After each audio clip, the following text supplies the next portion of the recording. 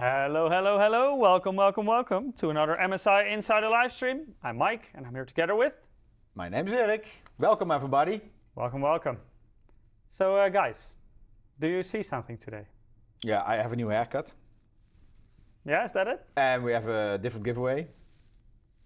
No, we had that before as well because we had a dedicated NO stream where people could also win NO. Yeah. But if you didn't win, today you have another chance. Go to msi.com/2/insider. Nobody in the chat knows. Nobody noticed? Not yet, but give him some time, give him some time. How do we look? How do we sound today? Yeah. But it's good. We did a good job, right? If no one noticed. They have a little bit delay. Oh, okay. That's maybe it. So yeah, make sure to participate in the giveaway. We will be giving away several copies of NO 117 Pax Romana, the cool new Ubisoft game. Different setup? What different setup? I mean, what's different about it? New mic already said something. Says somebody? Yeah, true. New mic is correct. No monitors and different office. Ooh. Yeah. Well, I do have a monitor here. It's a bit smaller than usually, but yeah, you're correct. We're in a different location because we're in the middle of moving offices. So we're moving from one location. What is it, like 25, 30 kilometers from here? Approximately. 30 to 40 minutes, including traffic jams. Yeah, okay, including traffic jams. Yeah, we're moving offices. So 2 weeks ago, during the live stream, we already showed you our old studio. And actually, it's completely broken down. We ripped off the tiles, the green screen. And now we're at a new location, but not yet in our new streaming room. Because that will take until January, maybe even February. Yeah, I think before February. it's finished. We had this morning a meeting about it. Maybe we'll show here how it looks. Can we do that? You took some pictures. No, you mean here how it looks? I thought you mean the studio that we're building. How do we do this? We can show what it looks like here. Yeah. So basically, hey, chat, that's you. Hello. You see the table is round, so it's a bit different. But basically, hello, hello. Mike, we have a green screen. This is like a MacGyver green screen. Yeah, indeed. But it works. It works. But basically, we're just in a meeting room here. We're not in an actual studio. This is in a so we confiscated a meeting room here. That's usually the screen we use in meetings. And now that's where our streaming software is. Yeah. Some stuff here, some mobile lamps. So this is what it looks like now. Hey, chat disappeared. Oh yeah. Where are we going? Main. Yeah. Yeah.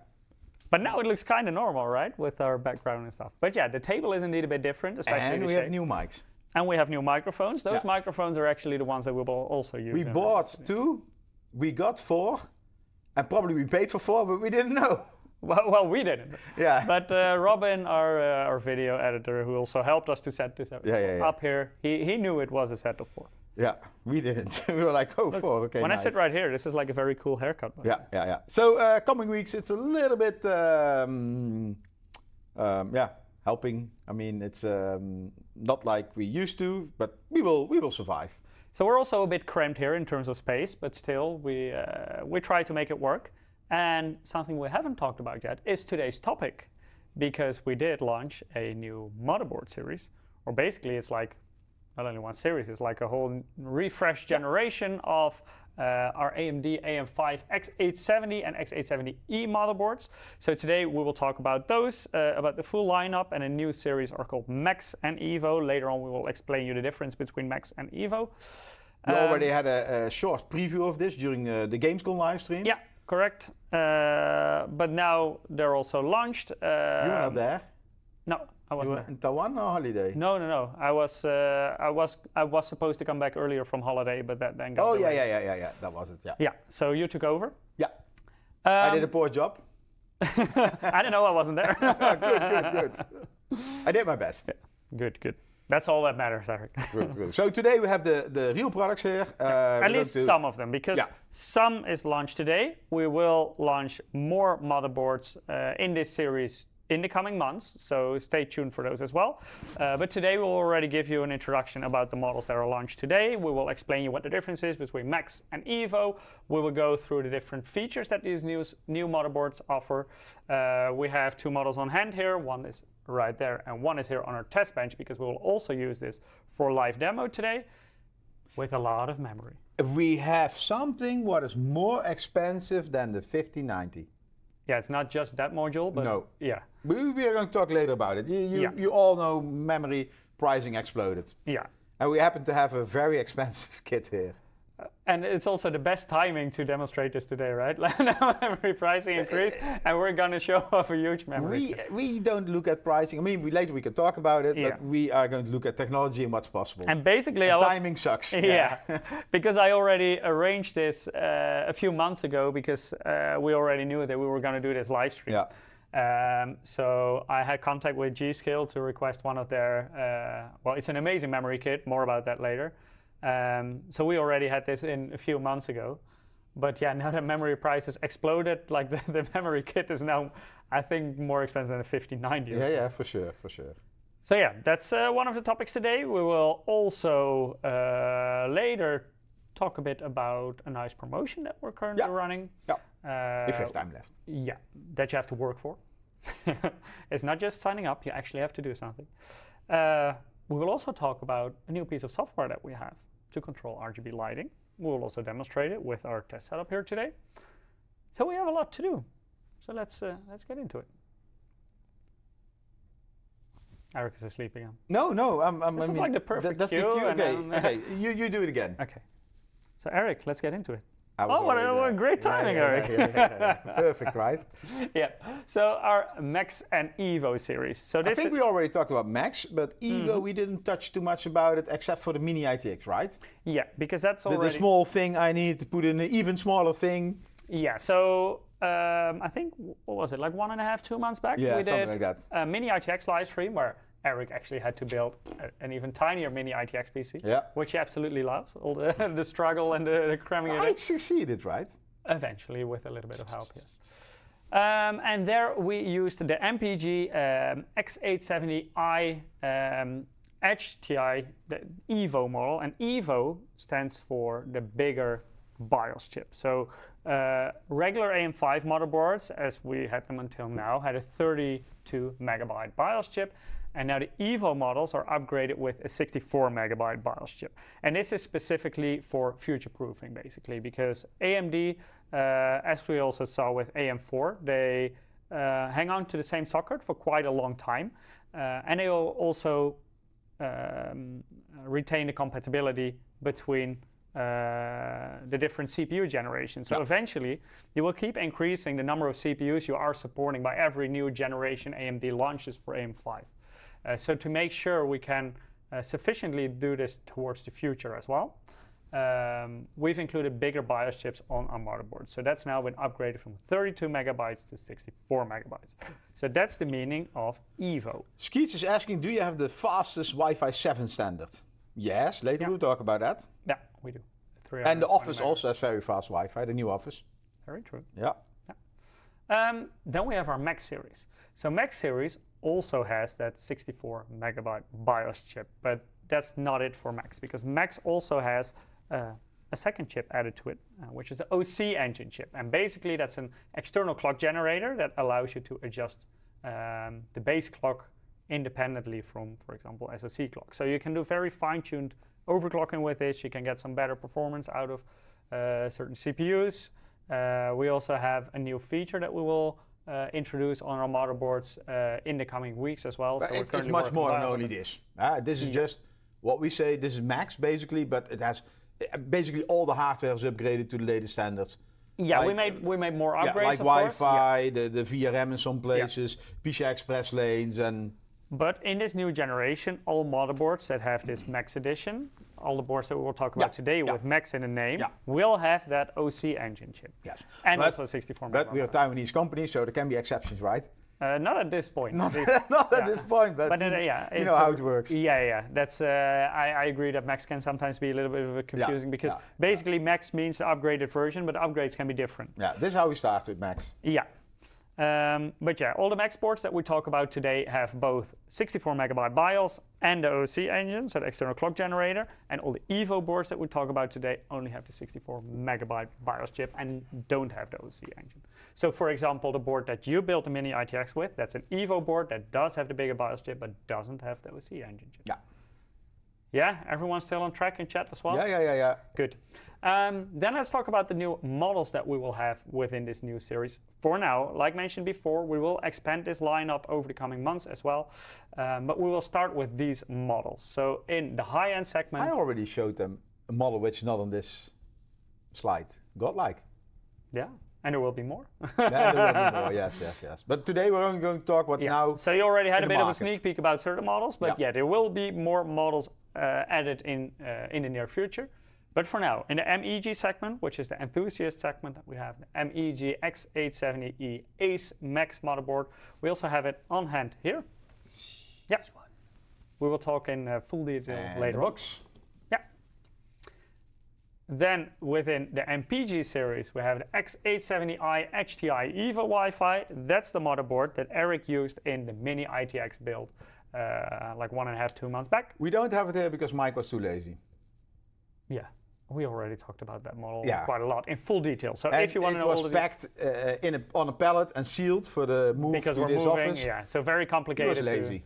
Otherwise, we could show you. Otherwise, I had to destroy the whole wrap. True. If you want to have all the details about that specific model, make sure to check out our Mini ITX live stream that we did earlier.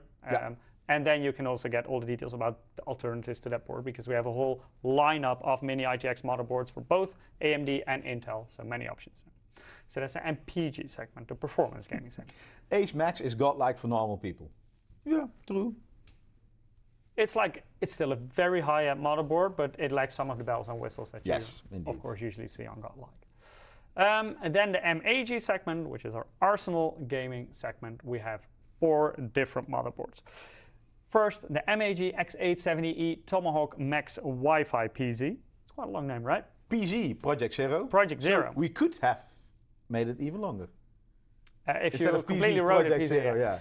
So Project Zero, meaning that the connectors are on the back of the motherboards. On the rear of the PCB, that's where you will find your power connectors, that's where you'll find your SATA connectors, your USB headers, your fan connectors, everything is on the back of the motherboard. However, do keep in mind that you do need a Project Zero compatible case to use with that motherboard.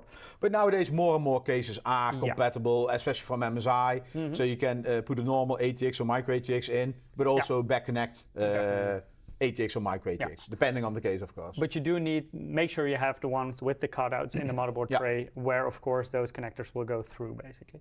But it will give you a really nice looking build. Very nice, super clean.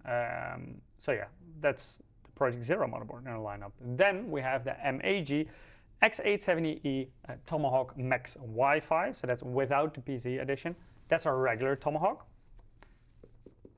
Yeah, that's the box, but I have the board on this test bench right here. You have a close-up camera. You can actually can sneak peek it. I have too many buttons here. Panic. Which is the close-up button? Oh, detailed. Oh, why then we call it close-up? I will call it close-up for you next time. So here you see it. It's Tomahawk. This is Tomahawk, yeah. As you can see, there are currently 3 memory modules in because one is here on our desk to show. This board is a regular board, so the connectors are at the front as you're used to from normal motherboards.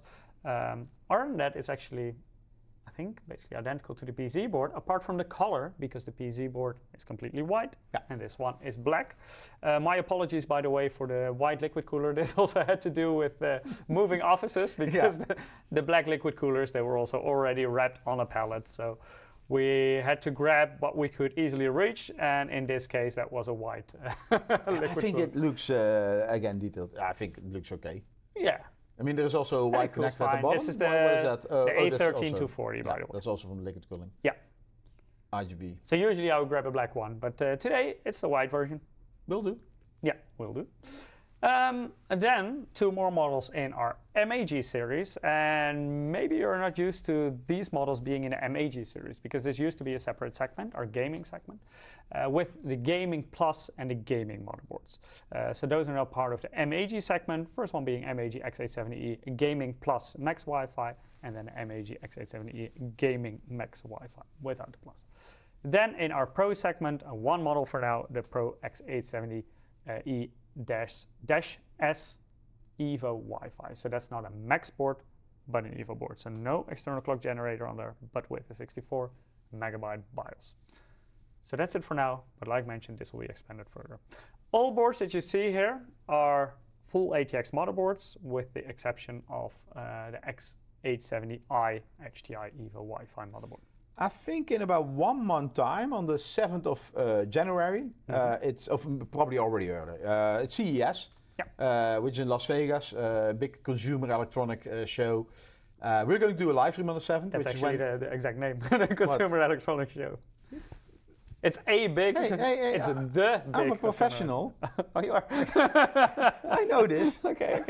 That's why I tell you. Okay. But you were like, hey, like there is another CES. There is one CES. It's every year in Las Vegas in January. Anyway, so probably it starts on Sunday, I think the 4th, and then on Monday the show opens for the public or for the media maybe only. Anyway, yeah, I think Monday Media Day, and then I think from Tuesday. And on the 7th we are going to do a live stream about all the new things. And we also have some new motherboards over there. Eric, I told you to mute your phone before the stream. I did. It didn't work out. Important people, they can still call me, it seems. Has to be very important. Oh, I didn't mute it. So very important people? Well, not really. But yeah, you were talking about CES, continue. Yeah, I think we're finished. So you will see a lot of other models over there. A lot. I mean, we have more models over there as well. Yeah, for sure. Because also more models will be on display at CES. And also some B850 models. Yeah. And that's, Mike, you did not include one B850 model we launched recently, which also has a lot of these features, which is M-Power. M-Power, yeah. Some people may already have seen the video on our And we also have M-Power on hand, but not here because, again, it was wrapped on a pallet. That one is also wrapped on a pallet, yeah. It will come back a little bit in my presentation because we will talk about a certain future that is already on M-Power, but that will also be included on our Max series motherboard. Yeah. So M-Power will come back a little bit, and we can talk in a bit more detail at a later stage. Beantown Reviews is saying, I will be there at CES too. Looking forward to see you guys. Sorry, we will not go to Las Vegas. I mean, we will do this from our improvised video room. Yeah, so our colleagues will get a lot of information, pictures, everything to us. And then MSI is there, don't worry. But not us. Not us specifically. Yeah, we're moving. We're still unpacking at that moment. And we're still getting sober from Christmas, New Year, everything. You.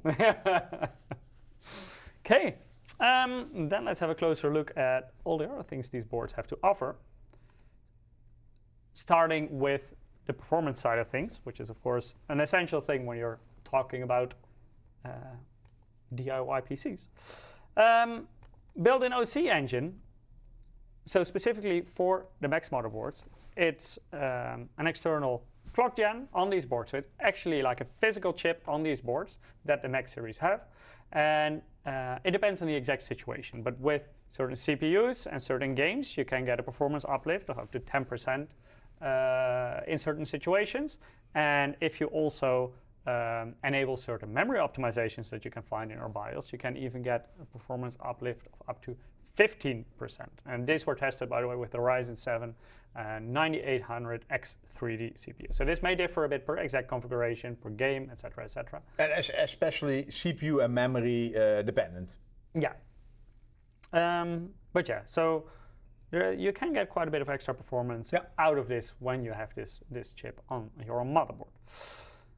So here you see some example benchmarks. So the default setting is basically with the 100 megahertz base clock frequency, so that's what you will get on a normal motherboard without external clock gen. Then if you would overclock the base clock, so that also leads to a higher CPU frequency, because of course base clock times multiplier is your CPU frequency. Again, this depends on the title, but as you can see, for example, in 1080p with Cyberpunk 2077, you see a 10% performance uplift. If you then also use DDR5 6400 with the high efficiency mode enabled. So this is also something your memory kit needs to be able to do. You cannot do this with every memory kit, but if your memory kit is able to do this, then you can even see a performance uplift of 15% in Cyberpunk 2077 compared to the default setting. Yeah, so these are all done in 1080p because that's where you see the biggest potential gains, of course. That's always how we test CPUs. Otherwise, you're maybe benchmarking the GPU. Yeah, they are more like GPU limited. Also, if you have like all your settings maxed out with full ray tracing, then these differences will be smaller, of course, because you made it more bound in your GPU rather than your CPU. But still, if you're like an esports player and you play on a low resolution, low settings, fiddling around with certain BIOS settings can make quite a big difference in terms of the performance you can achieve. And we also have a feature, I'm not sure if that's your next slide, what makes it easy? Oh, we talk later about it. It's not my next slide, but yeah, we'll talk about that as well. Because my next slide is another benefit of having this external clock generator chip. Because usually, if you fiddle around with this and you don't have this chip, then you will also fiddle around with your SoC clock. And there is a lot of stuff attached to that as well, and it can also cause instability for your system. If you fiddle around with this, if it's a combined thing. With the external clock generator, you can separate this. So you can have a separate CPU base clock and a separate base clock for the SoC. So you can still run the SoC at the normal frequency, and you can overclock the CPU frequency. So basically, your CPU has one frequency or one bus, which runs everything in your CPU, and the CPU is not only your actual CPU cores, but also the integrated graphics, the NVMe bus, the memory bus, etc. So if without the external clock generator, you are going to overclock, you basically overclock everything.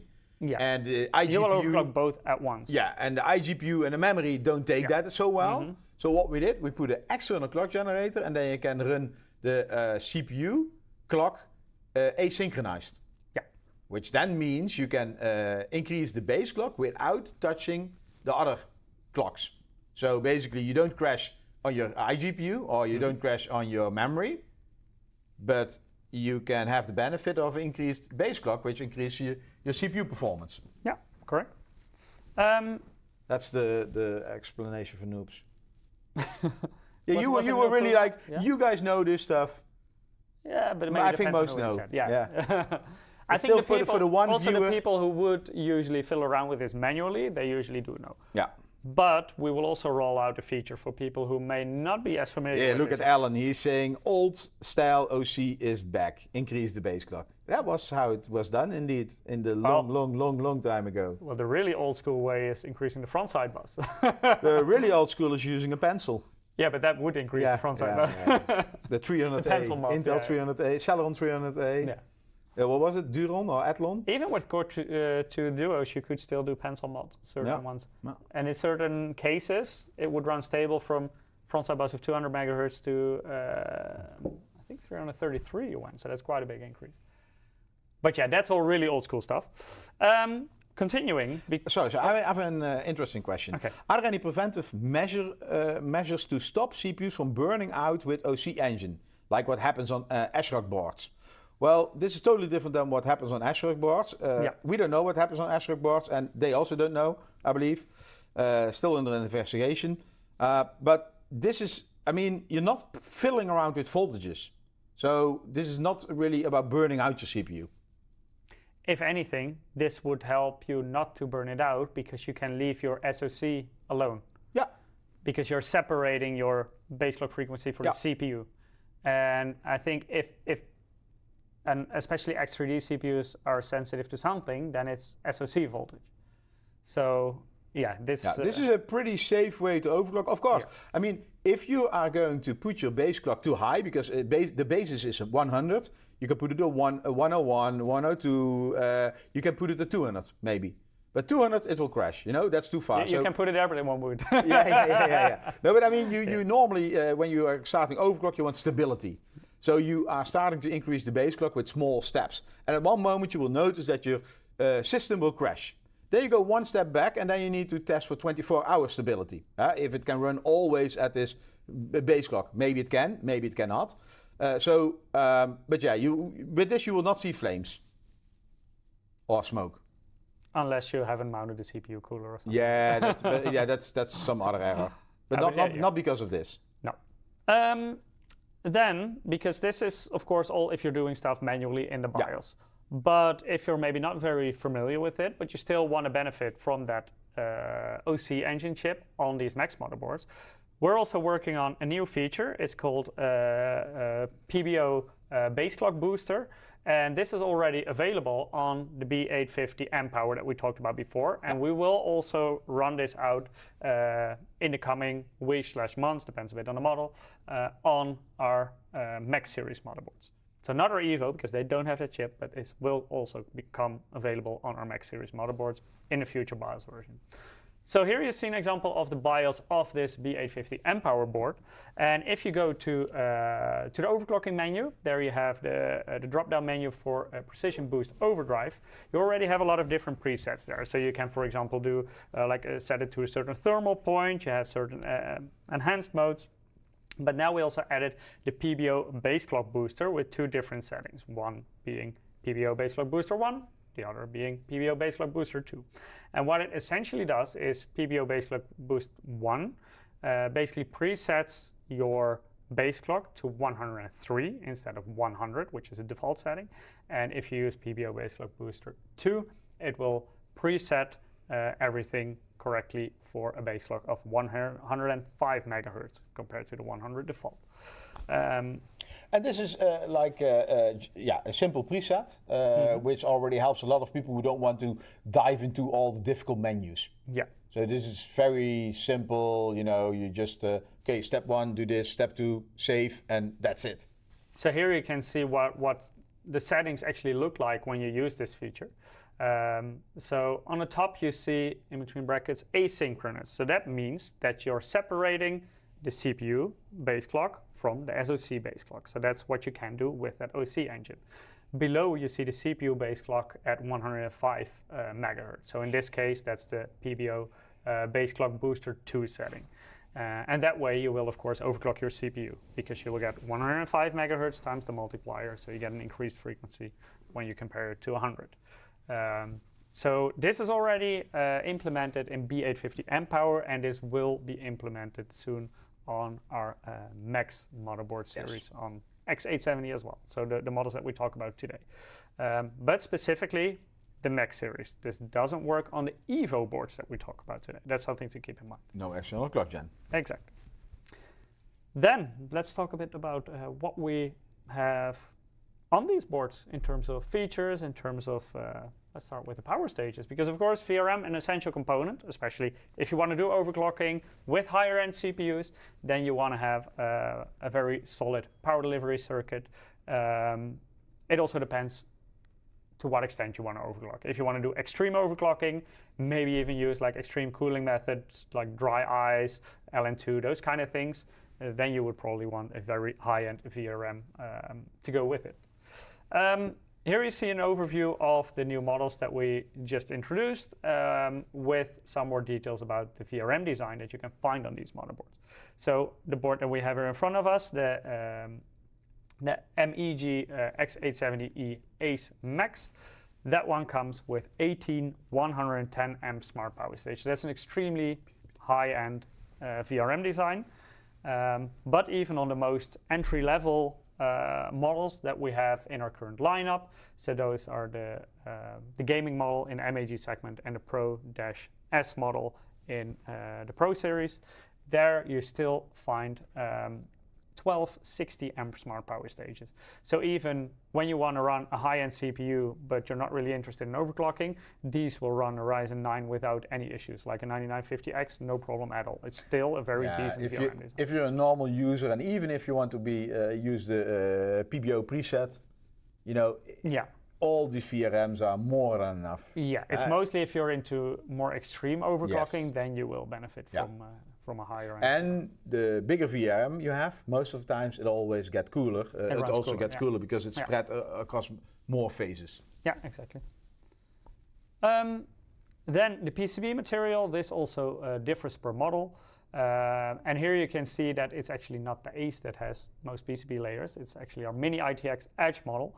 That of course has to do with the limited space that you have on a Mini ITX motherboard. So you have, to connect everything, you have a lot of traces within a motherboard, and at a certain point you don't have space anymore, so you need more layers to basically layer the traces underneath each other. However, what's also quite a welcome result, usually of more PCB layers, is that memory overclocking performance usually also gets better when you have more PCB layers. And then Mini ITX is especially interesting because it has 2 DIMM slots. Only 2 DIMM slots. Only 2 DIMM slots. Yes. For an even clearer memory signal. Yeah. So you can expect the best memory overclocking results on that Mini ITX board in this lineup. And this is basically, I mean, motherboards got quite complex in the recent years because in the past, entry-level motherboard, 4 layers. Now we already talk about 6. It depends a bit. Like if you have like more entry-level chipsets, then indeed in you the would past. Be in the past, yeah. But now, you know, we added PCI Express 5, DDR5, all these clocks. They need to have traces in the PCB, and the more they are separated, the more clear signal they give. Yeah. So that's also why, for example, Mike said the Mini ITX, the Edge, that's a 12-layer PCB, only 2 DIMM slots. So that's that model can excel really well in memory overclocking, similar like the M-Power, also 2 DIMM. Yeah, also 2 DIMM. Yeah. And we've had more specific overclock models in the past that are usually 2 DIMM models as well. Yeah. All the other boards that you see here are 4 DIMM models, and we will also use our configuration today with 4 DIMMs and actually use 4 DIMMs in that board as well. Alan is saying, I see no mention of Godlike Max. That's correct. We already talked about it during the Gamescom live stream, and all of these boards are the boards in this live stream today are going to be live or announced, or I don't know. Are they going to send a press release for availability? I think so. Yeah. Anyway, within a couple of days, this should be available in the stores. Yeah. And Godlike is a bit later. I'm not allowed to say when and why and what. There is no why, but probably It's just also marketing. not there will come more. Yeah, there will come more. And like what I said, during CES we will have even more, but before they are in the market, that will take another couple of months. So make sure also to tune in on the 7th of January. They're already live on MSI. We can stop. Yeah, yeah. They're already live on our website. Okay, thanks for joining thank you, everyone. bye-bye. Now let's get some more details. Yeah. All these PCBs, they're also very high quality PCBs. Like Eric already mentioned, you now have DDR5, you have PCI Express 5, and you need very high PCB quality in order to get those signals to be sufficient enough for those very high frequency bandwidths that you will get there. A lot of them also have 2-ounce thickened copper, so that's basically more copper within the PCB, and this also helps with cooling. So for example, if you have 2-ounce thicker copper PCB, you will usually see somewhat lower VRM temperatures compared to a regular PCB. Yeah. Talking about temperatures. 110 amps means one of these VRMs could run a CPU. Sorry, that? Even 110 amp, one phase can run your CPU. Yes and no. If you would... You need more phases for... so first of all, the VRM is not only for your CPU. You also have phases for PCI Express, so for your GPU slot.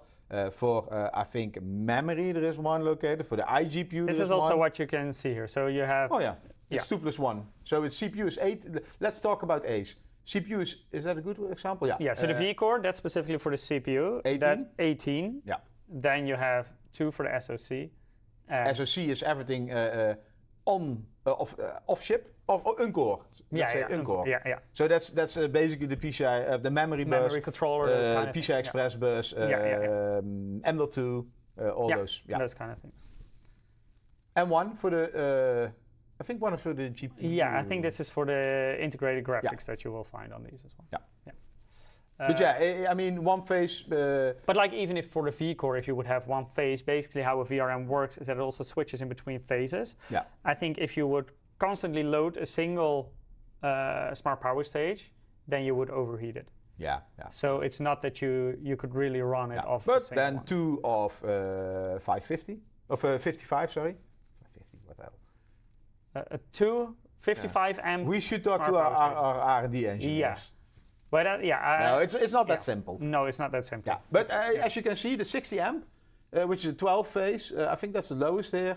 That can run the motherboard already normally, but you always need to take CPU spikes into account. Yeah. I mean, it's not just that the draw is like this, but sometimes there are some excessive power usage spikes, you also need to, they also need to be handled by your VRM.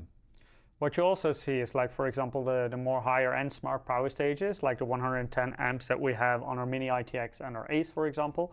Those are extremely high quality power stages, and that also makes them very efficient. And if your power stage is more efficient, that also means lower heat output, so also generally lower VRM temperatures when you use these more efficient smart power stages. But also there are a lot of variables that basically... Yeah, if you now also look at this, they're all SPS, smart power stages. Power stages, yeah. A couple of years ago, this was unheard of. I mean, we had I don't know what. But these are all, of course, relatively high-end motherboards because they're X870 and X870E, so higher-end chipsets. If you have more entry-level boards, like on AM5, for example, also have A620, for example. Those are generally used with more entry-level CPUs. It's not a logical combination to combine a very affordable A620 board with a very high-end Ryzen 9 9950X, for example. It doesn't really make sense, that combination. No. So there you will see a more modest VRM design. It's also a chipset where you cannot overclock the CPU on, so it doesn't make sense to put an extremely high. It's also a little bit based on cost, because the bigger the VRM is, the more it will cost. And we could throw the highest end one on every board, but then all boards would become very expensive because 18 110 amp smart power stages are much more expensive than in certain situations discrete MOSFETs you will find on very entry-level motherboards, for example. So yeah, it's many variables that make up a motherboard and a VRM. Yeah, so you have smart power stage, basically everything combined into one chip. If you have discrete MOSFETs, then you have the 3 chips, low MOSFET, high side, MOSFET, low side, and the dedicated driver. Yeah. Then you also have Dr. MOS, so the driver MOSFET basically, where the driver and the MOSFET are 3 in 1? Yeah, no, that's 2 in 1. Oh, 2 in 1, yeah. And the SPS is 3 in 1. So. But yeah, all of these boards all have smart power stages, so those are basically the highest end ones. And of course, you still have different varieties even within the smart power stage offering. But even the most entry-level boards, if you can already speak about entry-level with X870 and X870E, they still have a very high-end VRM design. Then let's have a look at cooling. And this is also something that will differ quite a bit per market. Can we take the board, or is it? Yeah, grab it. Maybe that's better. Let's grab the board. We are a little bit low on space. Physical space, yeah. Yeah. Okay.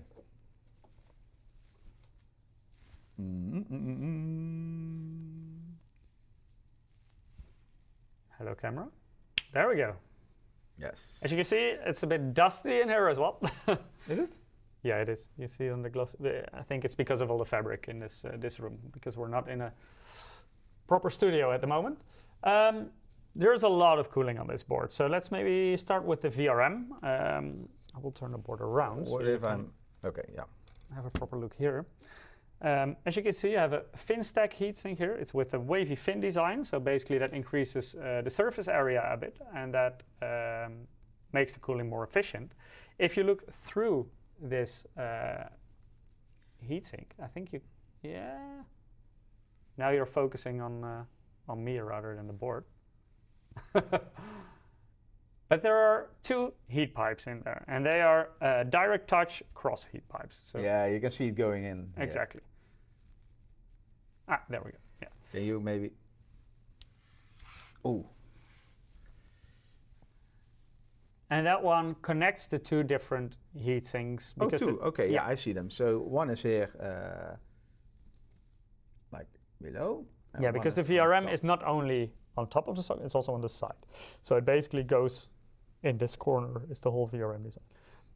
Here you also see the chokes and the capacitors that are also part of the VRM design.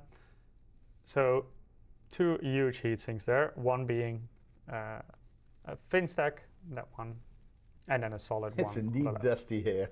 It is very dusty here, yeah. Yeah. This is not a new board. I mean, Mike already recorded a video, So it's and we've been using it for testing as well. And actually, Peter, that sometimes also joined us on the live stream for certain technical topics, he also, because we're now in the middle of a move, so he took it home to do some testing for me. And you can still find some cat hairs on the board because his cat, I think, has actually been running over the test bench. Earlier, I also had to clean the liquid cooler because there was still... He didn't poop on a motherboard? Wait, let me show you a picture. Oh, no. Because I was cleaning the fans on the radiator. Do you want to show people this? Yes, I thought it was hilarious. Oh. So I cleaned the fan on the radiator earlier. That was... Yeah, it's on. Yeah. That was all the cat hair I was able to take off the fence. So you may still see some hair of Peter's cat on this board as well. Yeah. I actually already see some there. But yeah, the board is not the cleanest, and it's also not the Cats love PCs for Exactly. sure. I mean, it's hot. Exactly. Yeah, so a lot of cooling on the VRM. We also have special thermal pads. I think you can see them on top of the chokes a little bit. Yeah, over here. Do we have a screwdriver maybe I can use to point at it? No, I think this works. Yeah, in between the chokes and the heatsink, you see thermal pads, like additional thermal pads, because we also have thermal pads, so you cannot see them here, but underneath the heatsink, it's also in contact with, of course, those smart power stages. And they are 9WMK thermal pads. So they're very high quality thermal pads that are more efficient in getting the heat from the power stage and the choke to the heatsink. Then if we go more to the lower side of the board, we also have a lot of cooling. More people are admitting that their cat sleeps on their PC. Yeah, I think it... or notebook. It happens a lot. I think a lot of cat owners are familiar with this. Especially like PCs, if they heat up a bit, then it's a very comfortable spot for a cat. On the lower side of the motherboard, you still see a lot of heatsink, even though there is no VRM designer or anything here. Yeah, this. thank you, easier. That's because there are a ton of M.2 slots on this. Let me take some heatsinks off, because these are also easy M.2 shield frozer, so you can just easily click them off and take them off like this. And you see some, basically they're heatsinks with a thermal pad on all the M.2 slots, so there are 4 in total. And this helps to cool SSDs from the bottom as well. So especially if you have like a larger capacity SSD nowadays, those are usually double-sided SSDs. So there are memory chips on both the top and the bottom of the SSD. Oh, show me the bottom of the top, sorry. Yeah, so not show me your bottom. HR. So this is very important. I was a few weeks ago. I took some sample, which was already, I think, sent 3 times to the media. Yeah. So what did I find below the primary SSD slot? This was still on there. I was I was like, come on, media, you should know better. Yeah. Which means they do their benchmarks for the SSD. Oh, it's getting hot. No shit, Sherlock. Yeah, before you install an SSD, always take this protective layer off, and you do the same on the bottom side. Yeah, on the slots here. Yeah. Or otherwise, it's more like an insulator than. Exactly. Then it doesn't really help to cool. By the way, there is the same thing on all-in-one liquid coolers on the copper plate on the CPU block. Also take the protective film off first. Basically, by having this heatsink with the thermal pad and the heatsink below as well on the thermal pad, that means it gets cooling from both sides. So it's suitable also for double-sided SSDs with chips on both sides. Nurapoga is saying, I wonder if we are going to see 10 gigabit RJ45 NICs on mainboards becoming a standard soon before switching to SFP. No.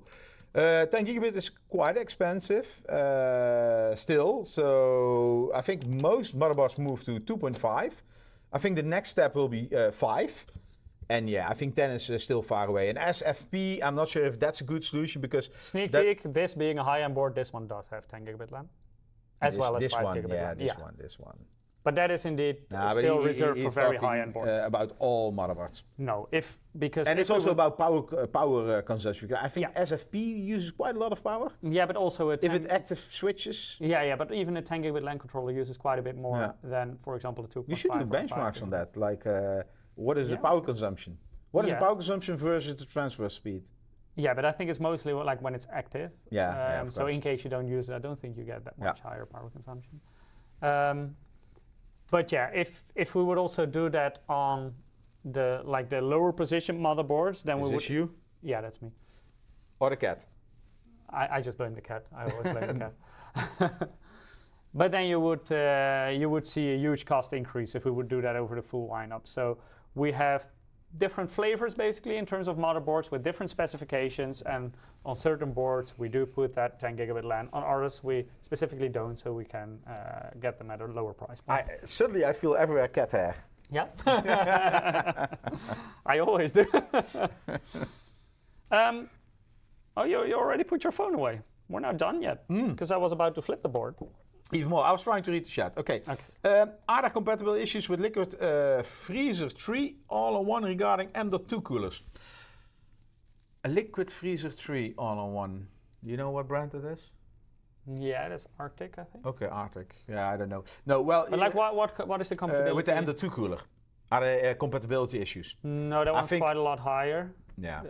I think the only compatibility issue that I could see with that liquid cooler is if you want to position it in the top of your case. In certain smaller cases, it may conflict with the VRM heatsink at the top of the board because it's a relatively thick radiator. So there I could see a potential compatibility issue, but not really with the CPU block and the M.2 cooler. No. That should be perfectly fine. Yeah, so there's also an aluminum backplate on this motherboard. And as you can see, it basically covers the whole motherboard itself. And you can see that you have an additional M.2 slot on the back of this motherboard. So you have four. Oh, I didn't know that. You didn't know that. That's cool. Yeah. There's one more. This one, of course, doesn't have any additional cooling. So we have four? Four in the front, five. one on the back. Wow, five nice. total. Yeah. But do keep in mind, like if you use like a very high-end, power-hungry SSD, then you want to place it at the front of the board because there you have the additional cooling. It's also quite a nice detail. So the edge, it's a rounded edge. So most are open here on the side, like over here. Oh, sorry, don't get seasick. Yeah, nice detail. I'm not sure if you can see it with your camera, but if you look, if I angle it correctly, can you focus here? Because as you can see, there's also a thermal pad in between the PCB on the back and the aluminum backplate. And that thermal pad is... The gray strip. Yeah, and that thermal pad is located exactly behind the smart power stages. You will have a similar thermal pad right here, where there are also smart power stages. Sticking out more. Yeah, so the backplate will also help to cool the smart power stages on the back of the PCB. So in the past, these backplates were mostly aesthetic. Yeah. But now it's also functional. Yeah, exactly. To get even better cooling. Is this a display or a TV? Can I watch YouTube? No, it's some nice RGB with some nice effects. Okay. Will we see it later? No, because we're not going to power on this board, but... Will we see it later?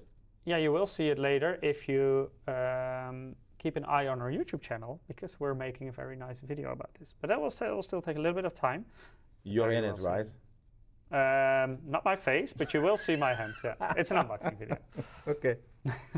Okay. I switched to the PPT. Good. Yeah. Yeah. But here you can already see it on the exploded view a bit. What kind of effect is in there. So you already have a sneak peek. But if you really want to see it in action, check out that video for sure. Okay.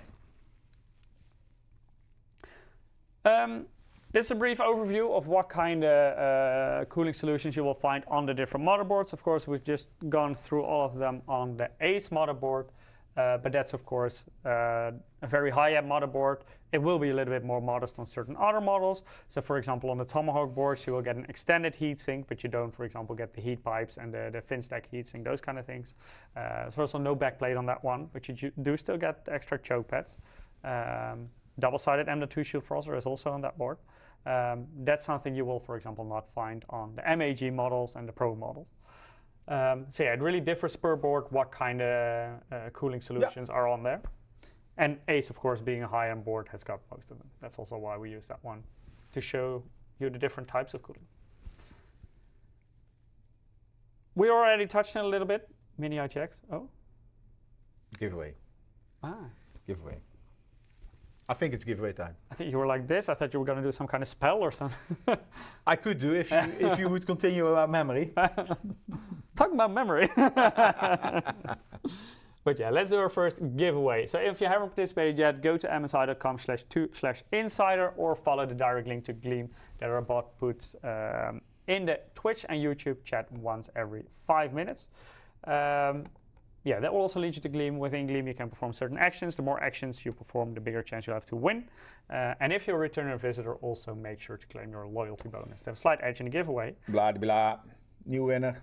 New winner for a game code of? PAX, not PAX 11 something. I don't know this game. NO 117 PAX Romana. Yeah, I'm the NO fan here. Yeah, you're playing this. I'm not. Yeah, I do. Maybe I should try this game. It's a very good game. Yeah, I have 2 weeks holiday. Yeah.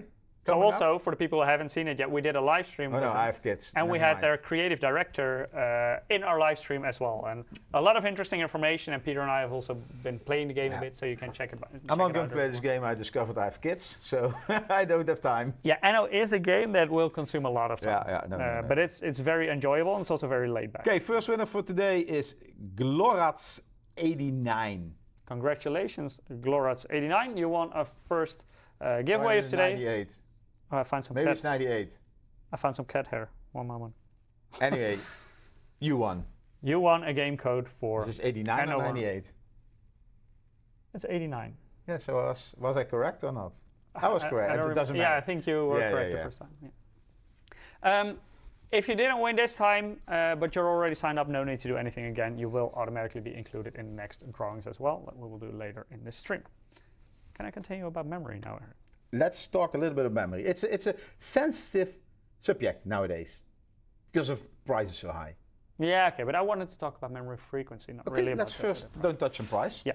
So we already talked about the 12-layer PCB on Mini ITX, and Mini ITX, of course, having 2 DIMM slots. And this also means that the memory compatibility is very impressive on these boards. So it can reach speeds of over 10,000 mega transfers per second. Of course, this very much depends on a lot of factors. It's not, if you have this board, that you can do over 10,000 mega transfers per second with every CPU and with every memory kit, because you'll most definitely not be able to do this with most memory kits. But if you have a very high quality memory kit, and that is also very sensitive to like the silicon lottery. So even if you buy a high-end memory kit, it may still perform vastly different over the exact same memory kit purchased at a different place, silicon lottery, but also for the CPU. Also for the CPU. You need a good memory controller in exactly. there. And that's also the silicon lottery. Exactly. So you need to win the silicon lottery on both, or you need to test a lot and cherry pick like a very good combination. There are forums where they're, how do you say that, trading this kind of hardware. Exactly. You know? And I think I know at least some shops in Europe, for example, they bin CPUs and then sell the higher bin ones. They will be more expensive, but then they're guaranteed to have certain better quality characteristics.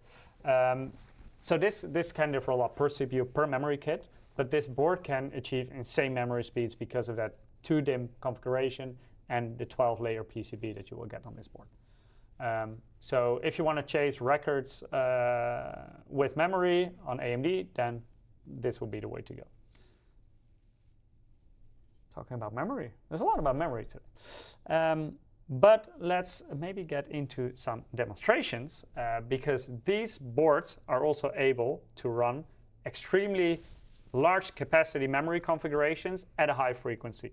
And this has come a long way on AM5 as well, because I still remember early AM5 a couple of years ago. Don't use 4 DIMMs. Yeah, basically if you used 4 DIMMs, you could do it, but you would have to drop your frequency and your time, and like drop the frequency and increase the timings massively to be able to run. Did we already say this board is heavy? Yeah, it is heavy. That's because of all the cooling on there, and the backplate and the FinStack heatsink and heat pipes. Yeah, it is very heavy. Or I'm getting old, maybe. That's also both. So this is only one of the modules that we're using today. The other 3 are already on the motherboard, but we're using a G.Skill memory kit. It's a G.Skill Trident Z5 Neo RGB memory kit.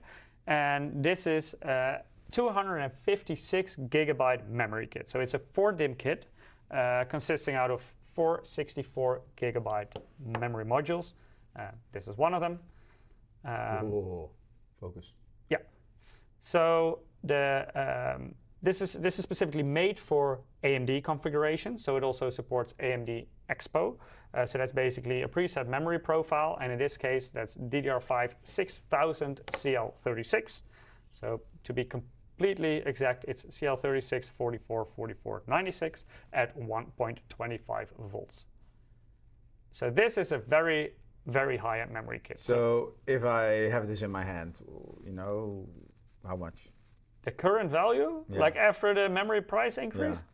Am I rich now? Am I like millionaire? I'm not even sure if you can buy this kit at this point in time, because okay, let's say I was lucky, and I think you would be going like 3 or 4K for the whole set. So you're like 750 to 1K per module. Whoa! But that's a recent development. That's amazing. Yeah, because actually when we requested... Explosive Cat is saying, with the current memory prices, you can probably buy 2 59s for this. Yeah, I actually almost felt ashamed that I requested this memory kit, and that was before the price increase. Yeah. Because I requested this in September, and I think at the time the retail value was like 800 to 900 US dollar approximately. But now, of course, memory pricing boomed. So yeah, this memory kit is now probably at a higher value than RTX 59. Yeah. But Strange. it is a very impressive memory kit, because this, if you run it on one of these new boards, you can actually run this at the Expo profile. So at the DDR5 6000 CL36. And a couple of years ago on AM5, this was absolutely unheard of. So AMD did a lot of good development on their memory compatibility. Well, we know this because memory speed not only for 4-DIMM, but especially also for 2-DIMM, it's increasing. Yeah, so that's good. They updated things in their AGISA code, but also from our side, we did a lot of memory optimizations within our BIOS. Yeah. Because even with the new AGISA code, a lot of our competitors can still not do this. Yeah. Well, that's what we showed, I think, 2019. December 2019, you and me were in Taiwan, and we also showed our MTC team, where they test the memory compatibility, and they put us on the website. That's where they make all the QVL. The quality, so that's the list of vendor list indeed. And they also improve our BIOS by fine-tuning the memory settings in our BIOS already. Exactly. And now we're able to run these kind of memory kits at very high frequencies. So DDR5 6000 on AMD with the Infinity Fabric frequency is basically the sweet spot. At still relatively tight timings, because CL36 is still pretty good. People think memory is better than Bitcoin. In terms of investment. Yeah, where I live, I bought a 64 gigabyte kit for 256 today. It is 6444. Yeah. It's And you know what the problem is? Rumor, and I see this in the news, so probably the same news as you, is that this is just the beginning. That memory prices are in the coming 2 years, 2026. And 27 are still going to increase, and it will last until the end of 2027. I saw, luckily, who was it? I think Samsung started with DDR5 production again, right? I read that. Yeah, and why do they do this? Because memory is very expensive, even DDR5, so they can earn a lot of money from it. Yeah. So that doesn't mean price will come down, but maybe it will ease off a little bit. Yeah, indeed. Hopefully, at least stops the increase. Yeah, because it's ridiculous. Yeah. It's, who could have thought that? I mean, we talked about it. Peter, I think he upgraded his PC from AM4 to AM5. AM5, yeah. I mean, he was just lucky, still paying. He still bought his reasonable memory kit for a reasonable price. Yeah, correct. But I think he initially wanted to buy like CL30. I think eventually settled for a bit higher. Showback 40. Holding a set of these increase your looks by 1000%. But now you get the gold diggers for nerds. Yeah.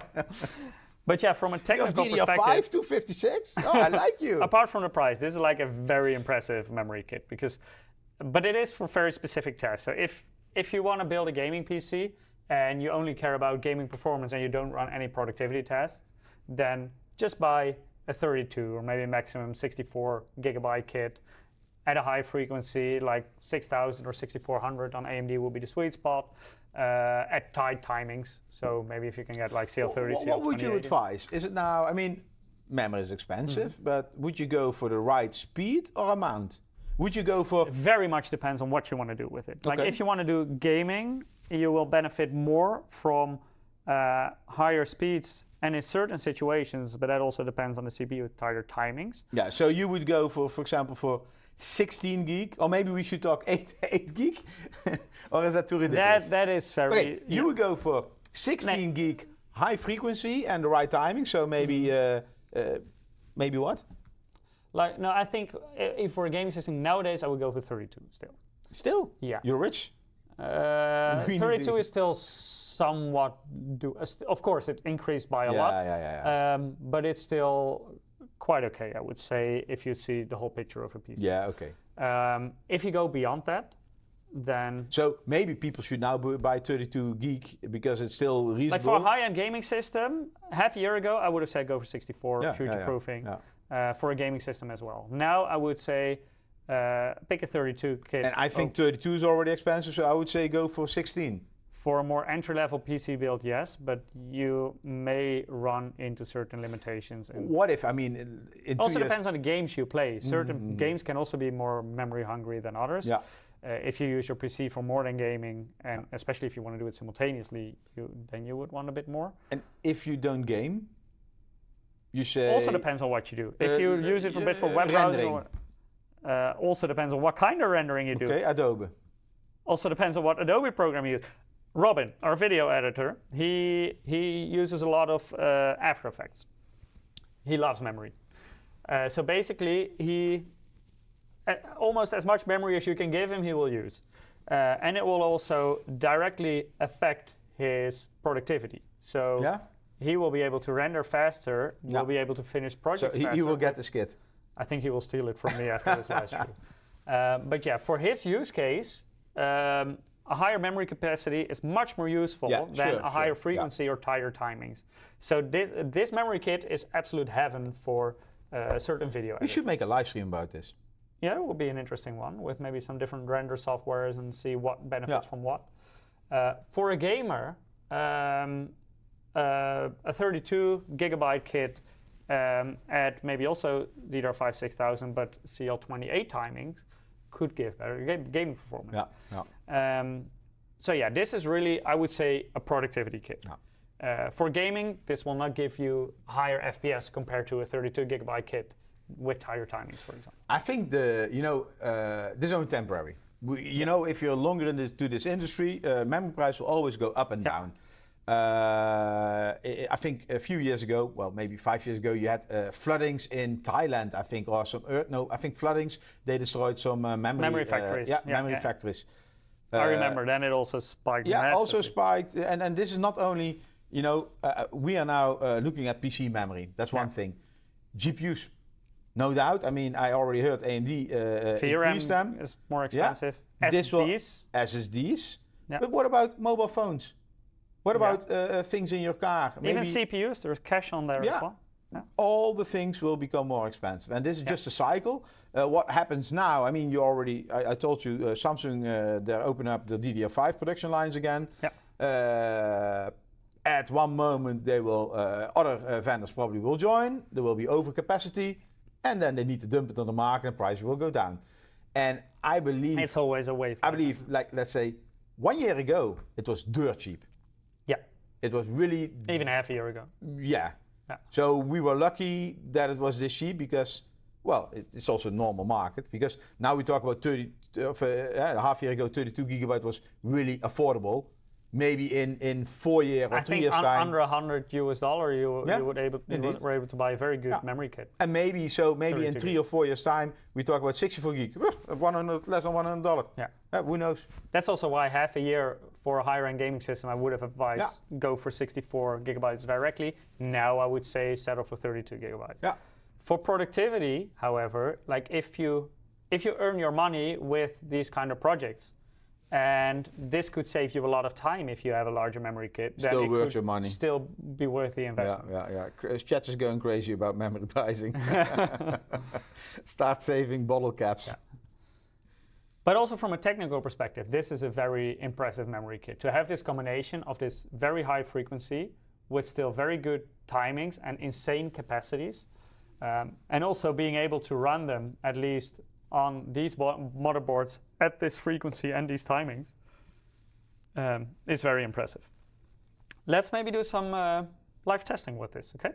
Because there are certain things to factor in when you're running extremely high memory capacities. So I do want to give some honest information about that, because there are certain things that are not beneficial compared to a smaller memory kit in terms of, for example, boot times. Could you maybe paste the URLs to G.Skill's socials? Oh yeah, I will do that. So if you're interested about these type of memory kits, thanks again to G.Skill for providing us these memory modules. Do they still know they gave them to you? Maybe they want them back. Yeah, maybe after the whole spot. It's a good investment. Yeah, that's true. For sending it to you. I think our video editor wouldn't be happy if we have to get... Hey, but this is also, I mean, in the past, think about it. They are sampling memory to media. Mm-hmm. Here, you have memory, $100. Now here you have memory and... $300 already. Yeah, but same like us for GPUs. I mean, we also, it's like a few €1,000 if you send a 58 or 59 to the media. That's true. Yeah. So I have a system in front of me. Eric, maybe you can show with the... Yeah, there it is. So it's running the MSI X870 Tomahawk Max Wi-Fi motherboard. I just clicked the fourth module that we were just showing you in there. So as you can see, we now have a 4D memory configuration, 256 gigabytes in total, so 4 DIMMs of 64 gigabytes. Let's first just boot it up. That RAM travels in a briefcase with handcuffs. By the way, there is a Ryzen 9 9950X on here. Oh, you told me something? Ooh, no, nice that's okay. I see So some let's RGB boot coming it up. Hey, the red with white, it looks really nice. Or is it pink? This is red. Okay, red I can, pink is not my... Not your cup of tea? No. No? It looks pink, Mike. No, it's not. Are you sure? Yeah, it's red. Okay, I trust you. Oh yeah, Maybe go to the main cam. I think maybe it's more color accurate. It's red, right? Yeah, true. I look like a criminal when I'm on it here. You are. Might be. Yeah. Oh, now it's all red. Nice. Yeah. Maybe you can go to the capture. Yeah. Capture. Too many buttons. Because we're already in Windows. Full screen? Yeah, let's do full screen. It's a little bit easier to see. I will open the task manager. Let me make this a little bit wider. Okay. So here you can see huge memory in here. But what's more interesting is if you go to startup apps, then you can see how long it basically took the system to post it by. So basically your system posts and then it starts booting Windows. As you can see here, it took 25 seconds. Which, well, for a 256 gigabyte memory kit, that's very low. Yeah. But keep in mind, this is still at JEDEC speed. So this is the BIOS default setting. Yeah. So it's currently not running at DDR5 6000. So it's not running the Expo. So you need to train it. Yeah. But first also we need to adjust something in the BIOS to get that frequency. So let me open HW info so you can see a little bit more details. I think because I'm using 4 memory modules, I think with AMD that defaults not to 4800 megatransfers per second, but 3600 I think it does with. Yeah, 3600 megatransfers per second. And as you can see, it's 56 gigabytes. So this is JEDEC speeds. Expo is currently disabled. And this gave 25 seconds of posting time. Now I will reboot the system and we will enable Expo. I have a nice file here that I can use to reboot directly to the BIOS, so I don't have to spam my delete key. Can we see the BIOS? Yeah, you will be able to see the BIOS.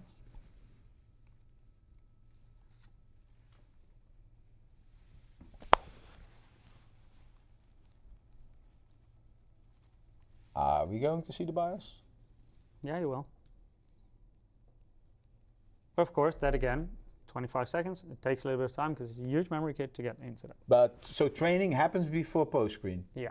Okay. So also before you can get into the BIOS. First GPU, then memory training? No, I think it starts with the memory, but GPU is basically instant. Well, first CPU, memory, GPU, probably. Yeah, well, memory is of course part of the CPU with a memory controller in there. So the CPU needs to go first? Yeah. Oh, you're already in, yeah. Yeah. So here you can see it's currently running at standard. So those are the JDEC settings. That's in this case 4DIMM 3600 megatransfer. So this MEG Tomahawk? Yeah. The Max model. Max. So the new one. Here you can see all the memory modules, of course. Chrome will eat half of that memory. Depends on how many tabs you use. If you use tabs like I do, then I could fill this up. The only thing I'm going to do now is set memory to Expo 1. And Expo is basically the same like XMP, but then for AMD. Yeah. It's basically the AMD equivalent of Intel XMP. Yeah, and that's a preset in your memory module in the, what is it called? SPD? SPD, indeed. Yeah. Small chip, and it knows, okay, for this CPU, for this configuration, I can go already to this frequency. So specifically with this CPU, it's more like this memory module can run do it at this voltage, at this frequency, with these timings. And it presets that voltage, the timings, and the frequency. And with XMP you have two, with Expo as well? I think DDR5 can store theoretically we have custom profiles, in total. Yeah. You also have certain mixed kits that have some XMP, some Expo profiles. Yeah. This is specifically an AMD optimized kit, so this one has Expo profiles. Yeah. I'm now only going to set the Expo profile. Something that I do want to show you though is something you shouldn't do with this memory kit in order to guarantee stability. So if I go to advanced settings, in this case it's F7, but you can also select it with your cursor on top. It's hidden behind the... Oh, you have something AMD noise suppression on or something in the software? Or no, not noise suppression. Oh, wait, let me get back to... People in the chat are talking about what is this? Okay, on the left, I go to overclocking. Then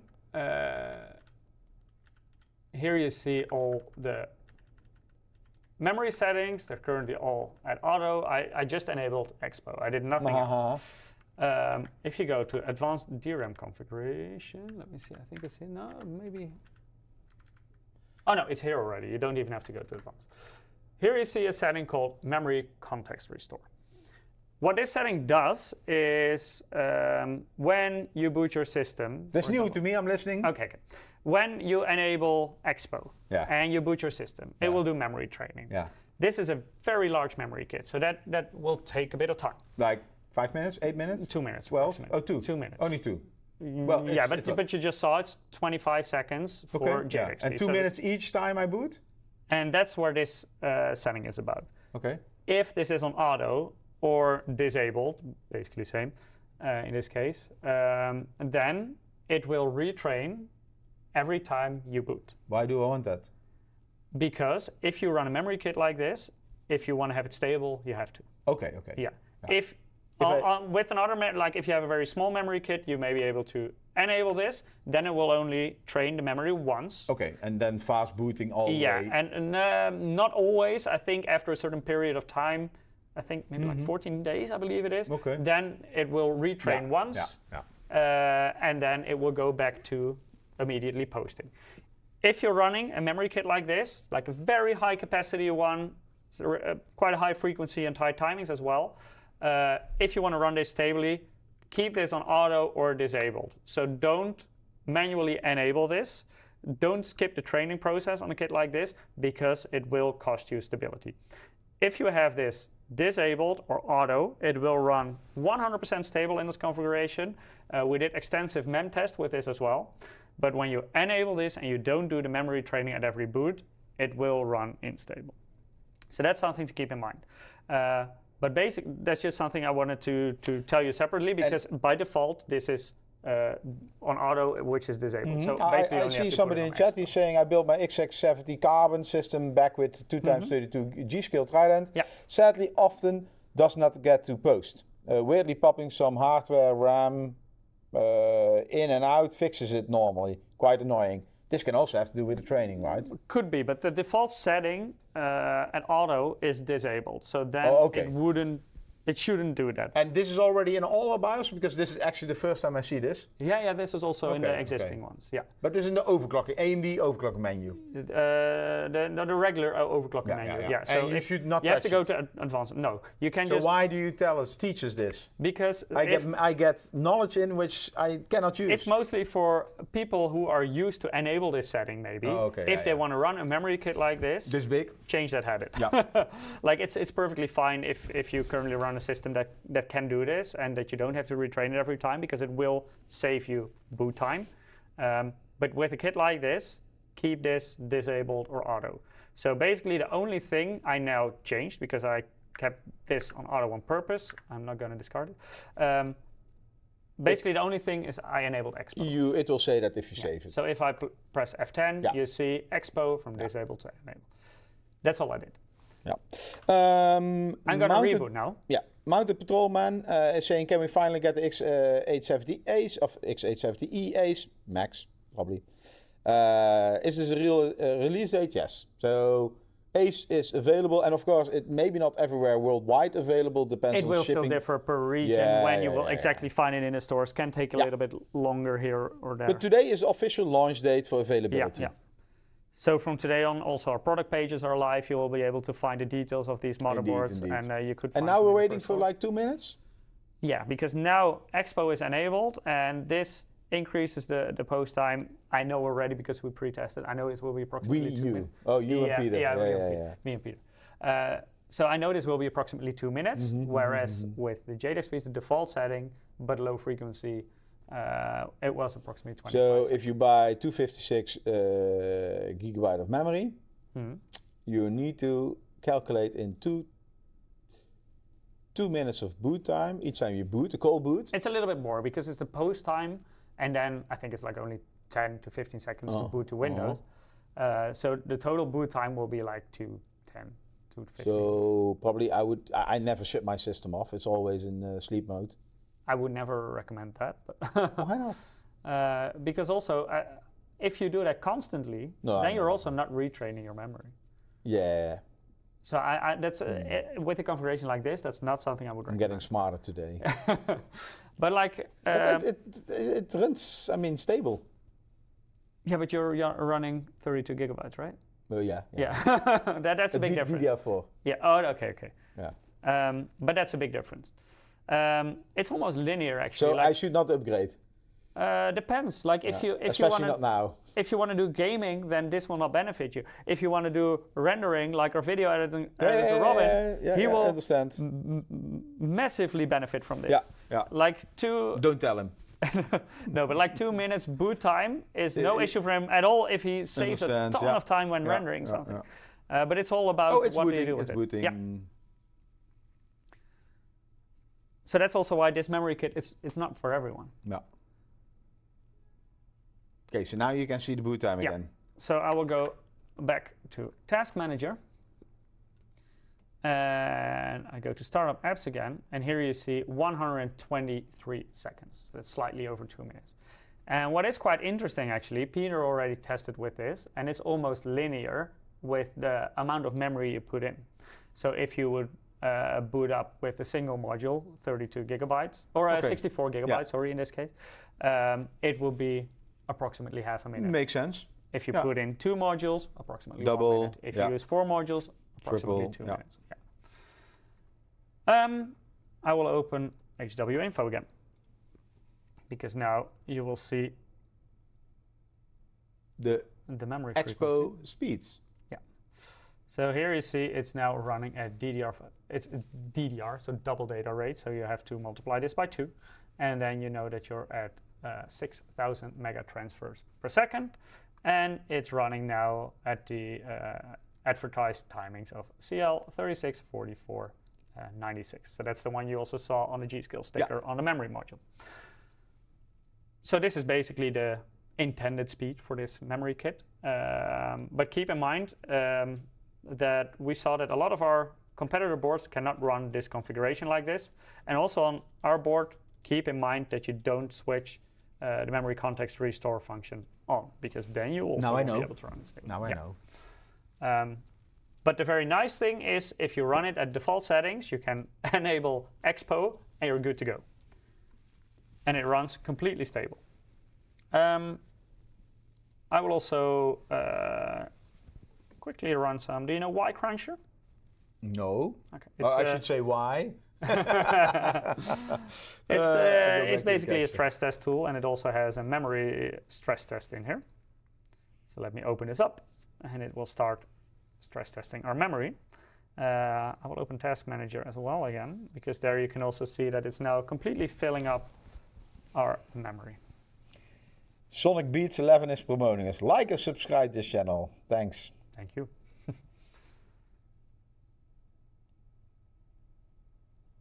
So now Alan is allocating all saying memory. the X870E boots, cold boot is 34 seconds and 56 to 98 seconds if memory needs to be trained with 4x16.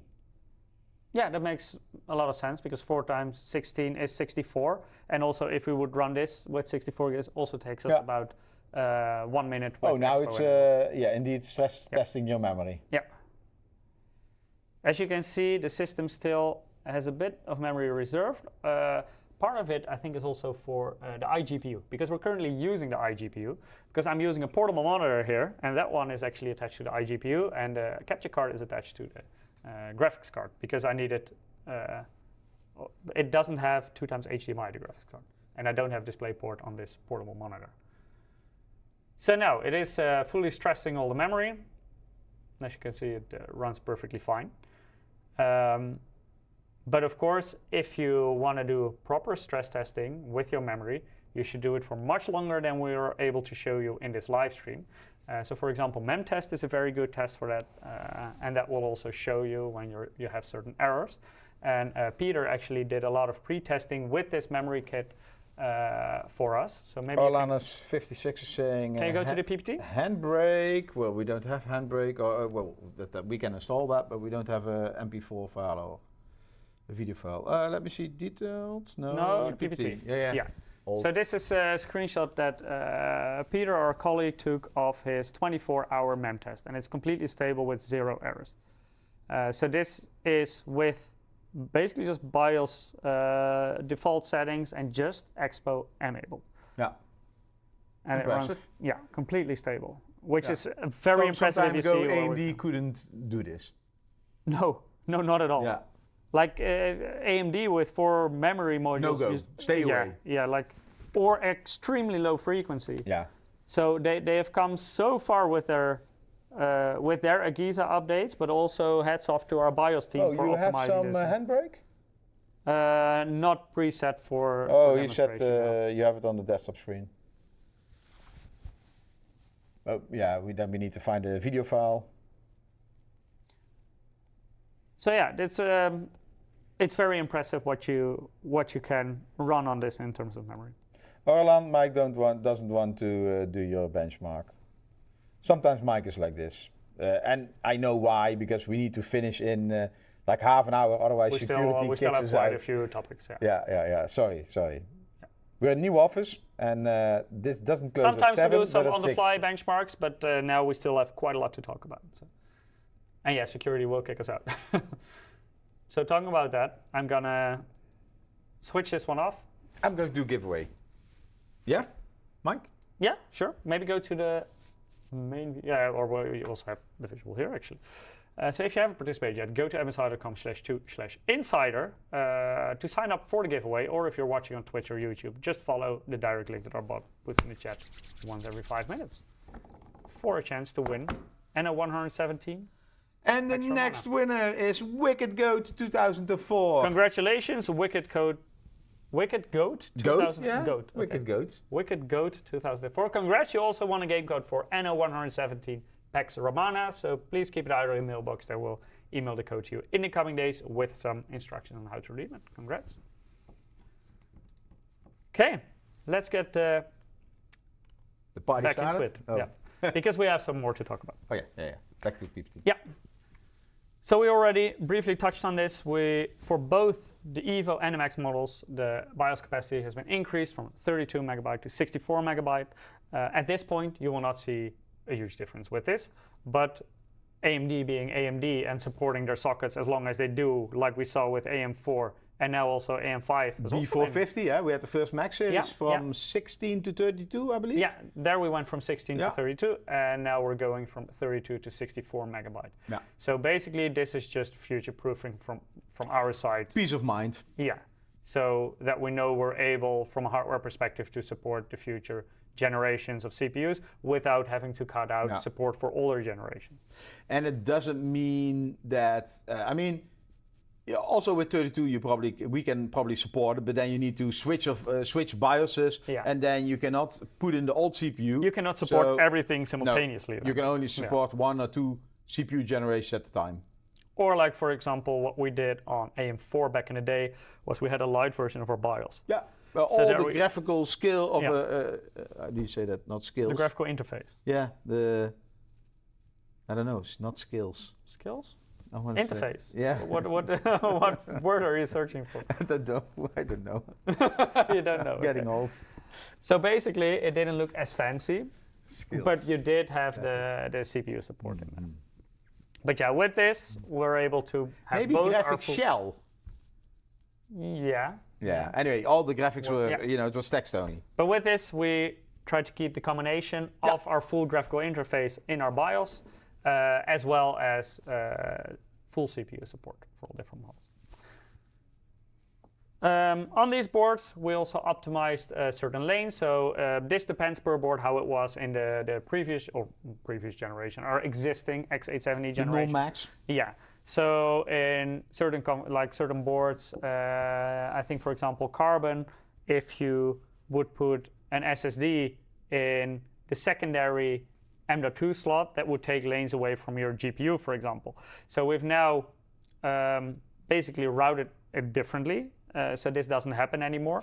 That doesn't mean, because you're still limited to how many PCI Express lanes you have, that doesn't mean that nothing will disable. So on certain boards, for example, we now take those lanes from the USB 4. So if in case you want to use the M.2 at full speed, you can do that. If you don't use that M.2, you can use USB 4 at full speed.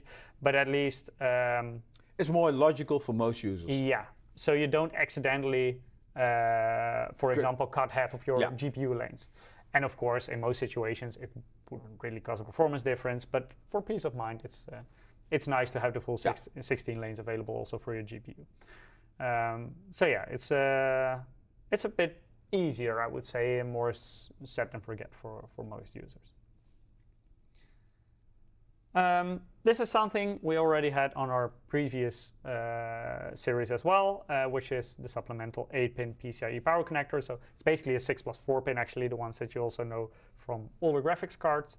And that way you can have more power to your motherboard. So usually your motherboard would draw all its power from the 24-pin ATX connector, but there is a lot of stuff connected to a motherboard. So it can especially nowadays. Yeah, like if you run a graphics card, if you run even more add-in cards, if you run, well, you can put up to 5 SSDs in this motherboard. RGB actually can draw quite a bit of power as well. A ton of fan headers on this board as well. Yeah. So at a certain point, you will draw so much from that 24-pin ATX power connector that you may run into the limits of what you can still supply to the GPU. So in this case, for the PCI Express slots, you have an additional connector that will provide extra power. Yeah, and this is just for stability, and it's not. I mean, we don't have it connected. But now I'm also running a very simple configuration of one SSD, one graphics card. It really depends on your own situation. Yeah. I mean, if you have a lot of devices, fans, liquid cooler, RGB, etc. Some add-in cards. This is mostly so you don't run into issues if you run like a very extreme configuration, and some people do. Yeah. Then in that case, definitely connect this if you run a very simple configuration. I love fully populating boards. Then this is a very useful connector for you, I would say. It also supports up to 2.5 times power excursion, so that's basically for peaks of power that can occur in certain situations. Oh, mounted patrolman has a difficult question. Anyone know if they covered, will the Max board support Zen 6? I never heard of that. Dual IMC A1/B1 already. That's NDA. Probably, because we don't know anything about it. So even I cannot say if it's NDA, we never heard of it. No idea what you're talking about. No. Let's continue. PCIe 5.0 storage. So these boards all have at least one PCI 5.0 M.2 slot, and many of them even have multiple. So for the Tomahawk models, both models, the regular one that I have here, but also the Project Zero one, and the Ace, they have two full-featured Gen 5 times 4 M.2 slots. And then on Ace, you will even find an additional 3 Gen 4 slots. So 2 in the front and 1 on the back. Then connectivity. We already sneak previewed this earlier in the stream because we were talking about 10 gigabit LAN.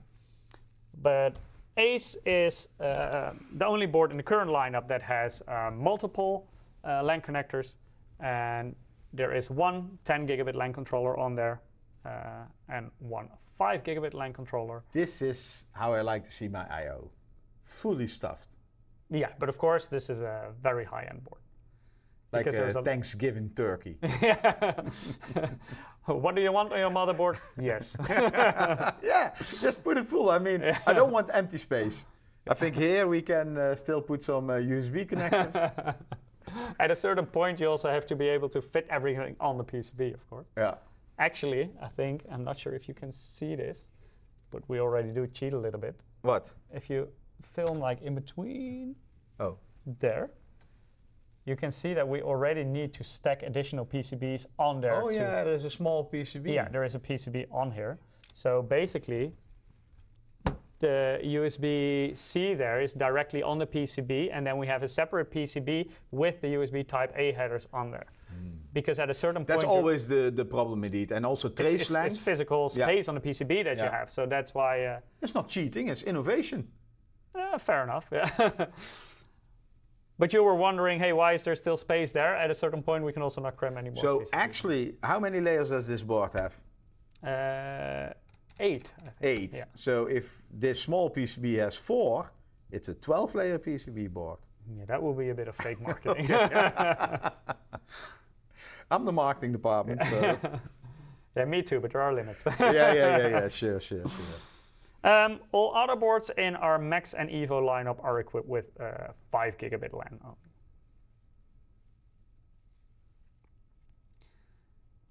Then let's talk about Wi-Fi 7.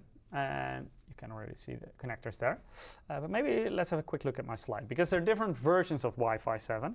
And most of our boards are equipped with the very high bandwidth version, so the 320 megahertz version. I think in our lineup that we are talking about today, there is only one board that does not have the 320 megahertz, and that is the gaming model. So the Gaming Plus has the 320 megahertz. The Gaming has the 160 megahertz Wi-Fi 7. So apart from the Gaming Non-Plus, all of them have the 320 megahertz Wi-Fi 7.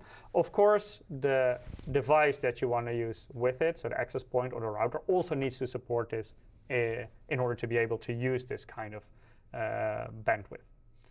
But yeah, very much future-proofing in terms of Wi-Fi as well on these boards. Yeah, this is also still very expensive. If you look to routers, Wi-Fi 7 is expensive, and then if you want the full bandwidth, the 320 megahertz, it's still costly. Not as costly as the memory. No. Depends on what memory. But today's memory, no.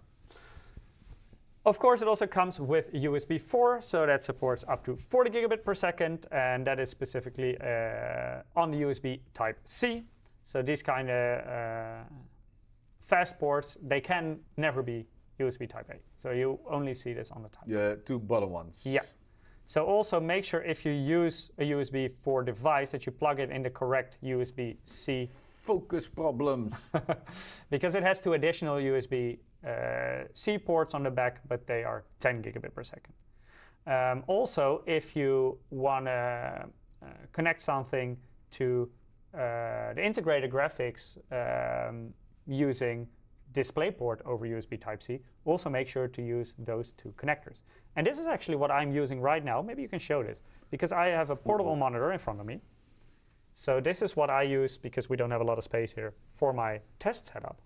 And as you can see, there is only an HDMI in the graphics card. That's for the capture card. And on my portable monitor is actually connected to the integrated graphics on the motherboard. You see the USB Type-C here. And that's connected to the USB 4, because that one carries the DisplayPort signal. So we're actually using this feature right now. Yeah. Where is it going? Oh, to the side of this. Right there. So I only use a single cable in this case for power and also the DisplayPort signal.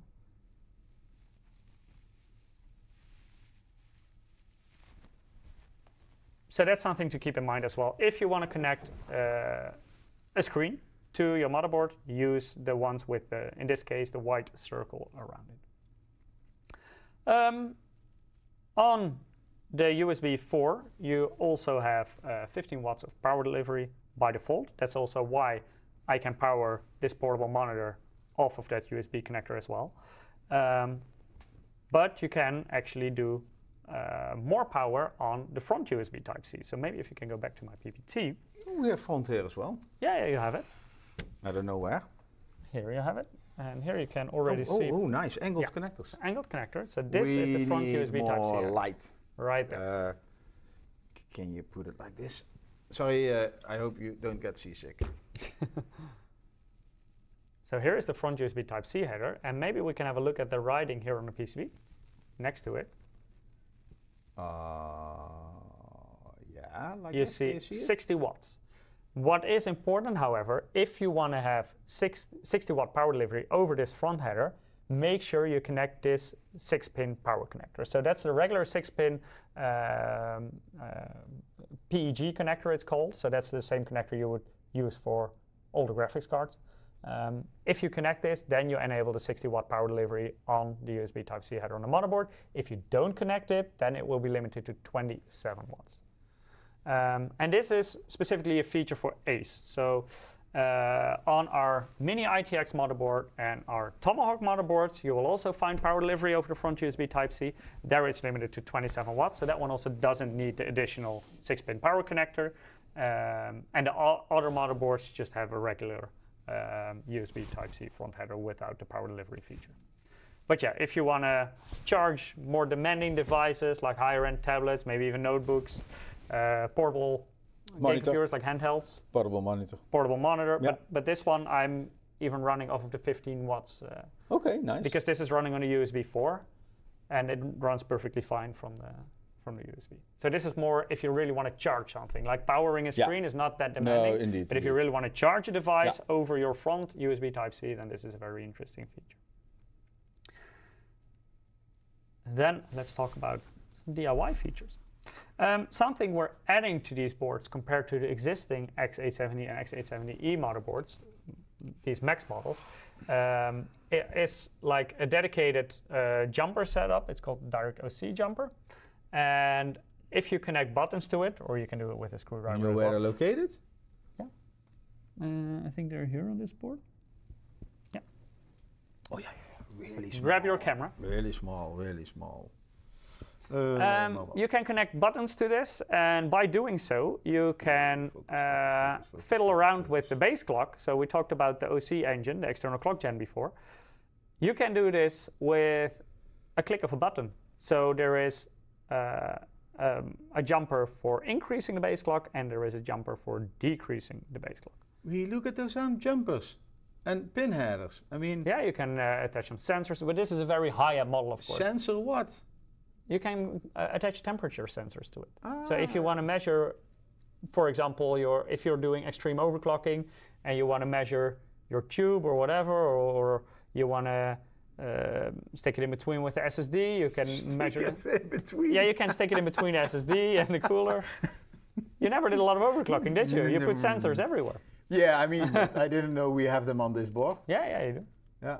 Nice. Okay, Yeah. so and there the pin headers, the plus and minus. I also saw two dual BIOS here. Yeah. So over here, sorry, yeah, I'm watching on the big screen where my finger goes. Dual BIOS, and then here. Woohoo! And there's also a switch for the BIOS there. Yeah, and the other switch for RGB, right? Yeah. So this one is for BIOS A or B. yeah. And this one is for LED on or off. slow FPS and high FPS. Yeah, exactly. And that's not just for the LEDs on the board, but also to everything that you attach to the motherboard using the RGB headers. So if you use RGB fans or RGB strips or whatever RGB you want to use and connect to your motherboard, you will see cat hair there. You can you can enable or disable. Part of Peter's cat still on the motherboard.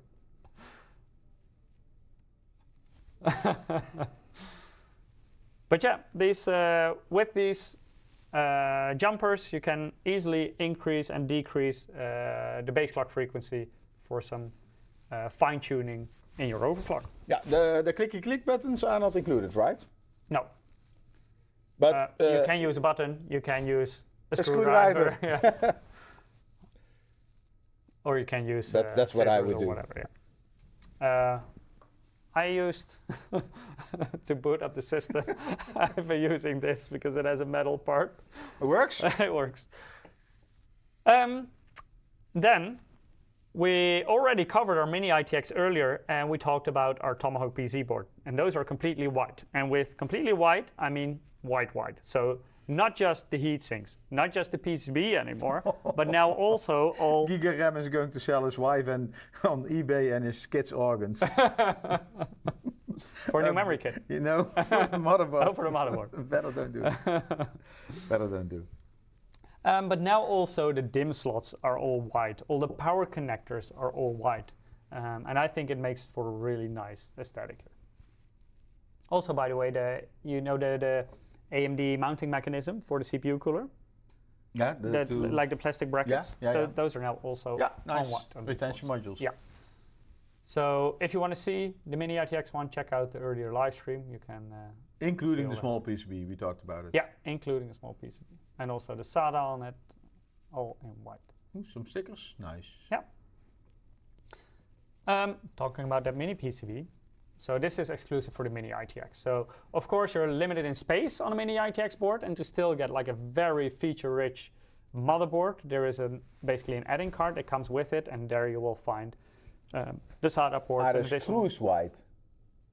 The screws? Yeah. I think they're silver. I think. Oh, we talked about the black connector. Was it not that HU or headquarters said in the future we will also try to make this white? No. In the early samples we got for this, the SATA ports on this add-in card were still black. Oh, that was it. Yeah, something but like that. That was still because we always didn't have get this available samples. yet. Yeah. But now that's already before we had the mini RTX live stream, we had it in this. white. So this add-in card offers an additional M.2 slot. You have two on the board, and you get the third one on the add-in card. It also has the front USB Type-C header on there, and it comes with an adapter cable for the USB 3.0 for two additional Type A ports, and a JFP2 connector is also on there. Okay.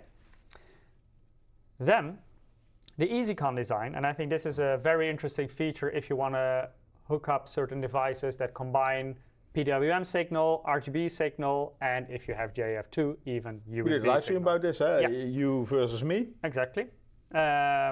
Easy DIY live stream. Easy DIY, yeah. Maybe you can show this with your close-up camera, because Ace, for example. My preview is really small. Oh, that's a really small preview. I don't know why. Oh. So here on the motherboard, that header is located, and on this specific model, it's the JF2 connector. Oh, hey, this is nice, the rainbow effect here. Yeah, it's a reflection, because there is no RGB in there. But here is the JF2 header, and that one combines PWM signal, RGB signal, and the USB signal all in a single header. So also if you use devices that like for example liquid coolers that have fans on there, RGB on there, but also maybe a screen in there, you can all run it off of that single header. Did you see what my next slide was? No. Oh, because that's actually about the easy PCI Express installation. There are different designs here. So on the more feature-rich models, we have easy PCIe release, and that's what Eric is demonstrating now. It's a button on the board, so you don't have to step your motherboard with a screwdriver, Eric. Okay, I have to confess. I recently switched motherboards. Yeah, still AM4. Yeah. And when I want to take out my VGA card, I just could take it out. Also a bit easy DIY.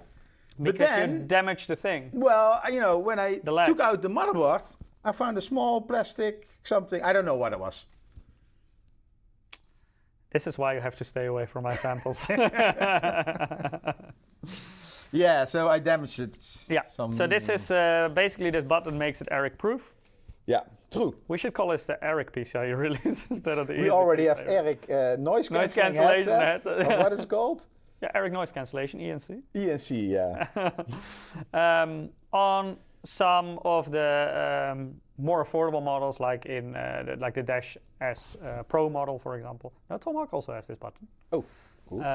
But like the Dash S Pro model, for example, has a bigger clip on there. So your screwdriver fits better. Now, this is so you don't need your screwdriver. You can use your thumb for it because it's basically a bigger latch, so you can reach it easily. So you don't have to stab it, Eric. Oh, don't quote me if you send your board to RMA. Eric did it as well. Yeah, we put a disclaimer, don't try this at home. No. Then, and you can show this on the Ace, it comes with the easy magnetic M.2 Shield Frozr 2, because this board actually has some RGB. Yeah, you show it, that I do the camera work. Yeah. Already. So there is some RGB lighting, of course it's now powered off, but in the Ace logo, but you don't want to fiddle around with an RGB cable if you take the easy M.2 Shield 2 off. So basically what we did was we have like a magnetic design here. So you see a connector there and you see a connector there. So basically when you just click it in, it automatically connects the RGB lighting as well. So you don't have to fiddle around with cables and put it in a header on the motherboard. So when I put the heatsink on, it just magnetically attaches the RGB connector as well. I will take it off again because it also comes with the Easy M.2 clip 2. So underneath the Easy M.2 Shield Frozr 2, you will have the SSD here. It's a very nice blue one. So you have this little ball, and when you press it down, now it's in place. So you don't have to fiddle around with screws anymore. And now you can just put this on, and you don't have to screw anything to install an SSD.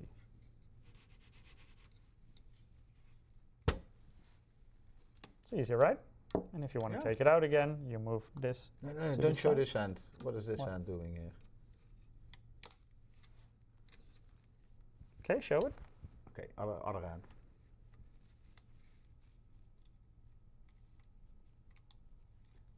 You know why I used a second hand?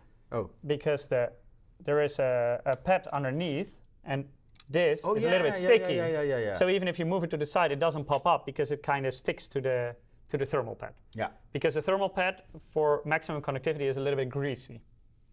You can also see it, it's a little bit shiny. So yeah, with one hand you can install it, but uninstalling, I would recommend to use a second hand.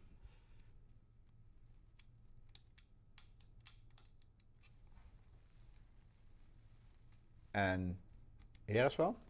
Yeah, let me take it off and quickly show you there as well. So here you also simply pop this off, and there you also have those easy M.2 clips too.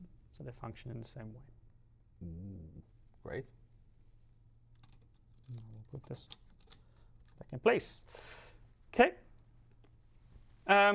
There are a lot more easy DIY features on our motherboards. We're not going to cover all of them because it's already getting a little bit late, but easy antenna, for example, pre-install I/O shield. I think you know most of these by now.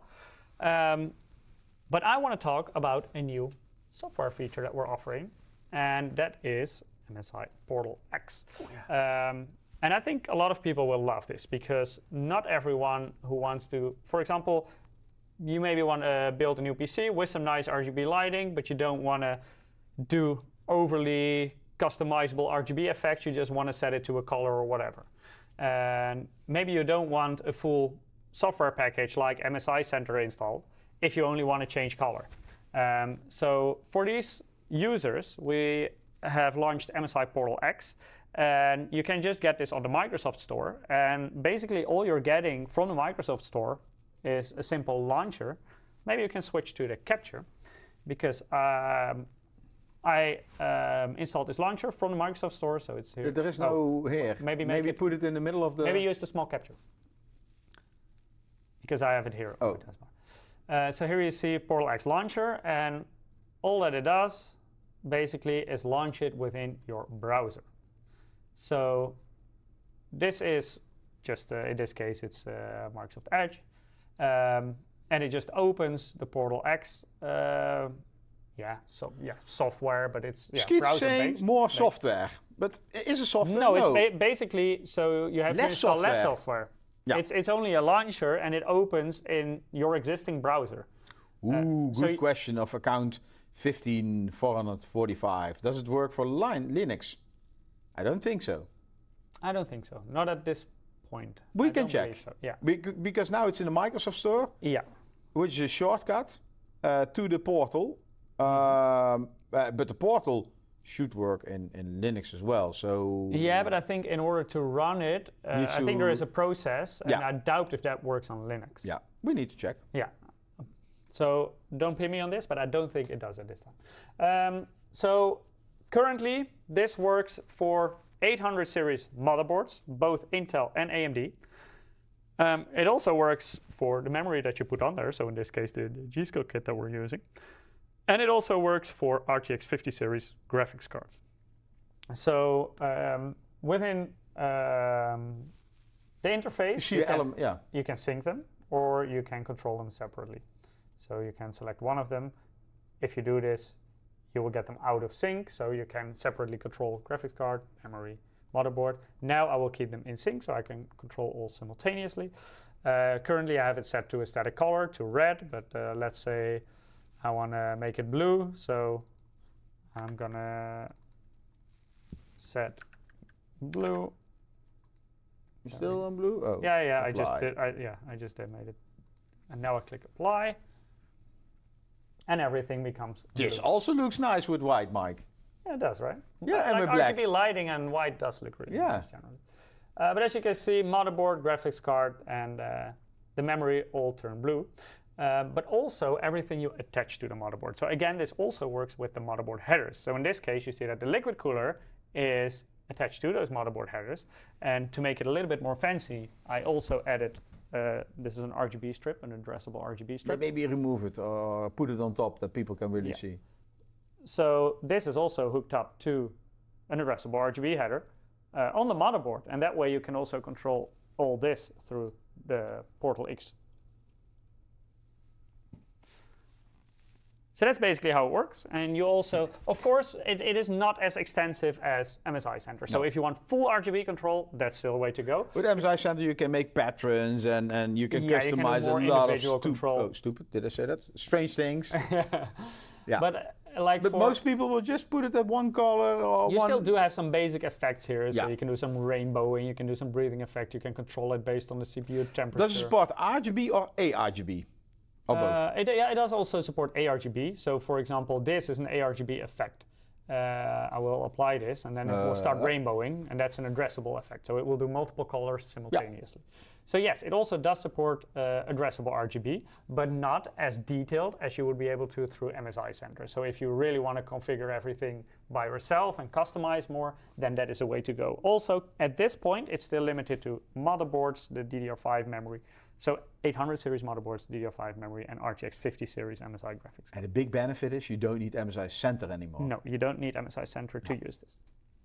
So you don't have to install the full software suite. You can just basically grab the launcher off of the Microsoft Store and open it in your existing browser. I will now set it, let's do blue. I kind of like it. Will it show RAM on a B550 Tomahawk Max Wi-Fi? How do you mean show RAM? This feature is only for the 800 series. So 800 chipsets. At this Intel, AMD. 800. Yeah. So that is Portal X. Nice. Okay, let's go through the different models because of course we have Tomahawk and Ace here on hand, but we have more models in our lineup, so I want to highlight a few of those. But let's quickly recap Ace as well. So maybe you can show it again with your close-up camera and I will talk about it. Just because I had it in my hands. Yeah. And your sticky fingers on there again. Mobile. Yep. So the MEG X870E Ace Max motherboard, it comes with 18 V-core power stages, smart power stages, 110 amp, so specifically for the CPU. And where are you going? Oh, you're cleaning it, okay. While you're at it, can you also do my car, please? No. It's also getting a little bit dirty. Still needs more cleaning. So this one supports up to DDR5 4800 mega transfers per second. Of course, it is a Max motherboard. It comes with OC engine. It has the 64 megabyte BIOS. It's better. It has the easy M.2 shield frozzer with the magnetic system for the RGB, easy PCIe release button, easy antenna on the I/O. On the I/O, you will also find both 10 gigabit LAN and 5 gigabit LAN. A lot of cooling on here, including heat pipes, including FinStack heat sinks, supplemental 8-pin power connector, 60-watt power delivery on the front USB Type-C. Yeah, I think we covered basically all of this, don't you think? Gloves not included. Backplate. Oh yeah, backplate. 5 M.2 slots. And very heavy. 2 Gen 5, 3 Gen 4, 1 being on the back there.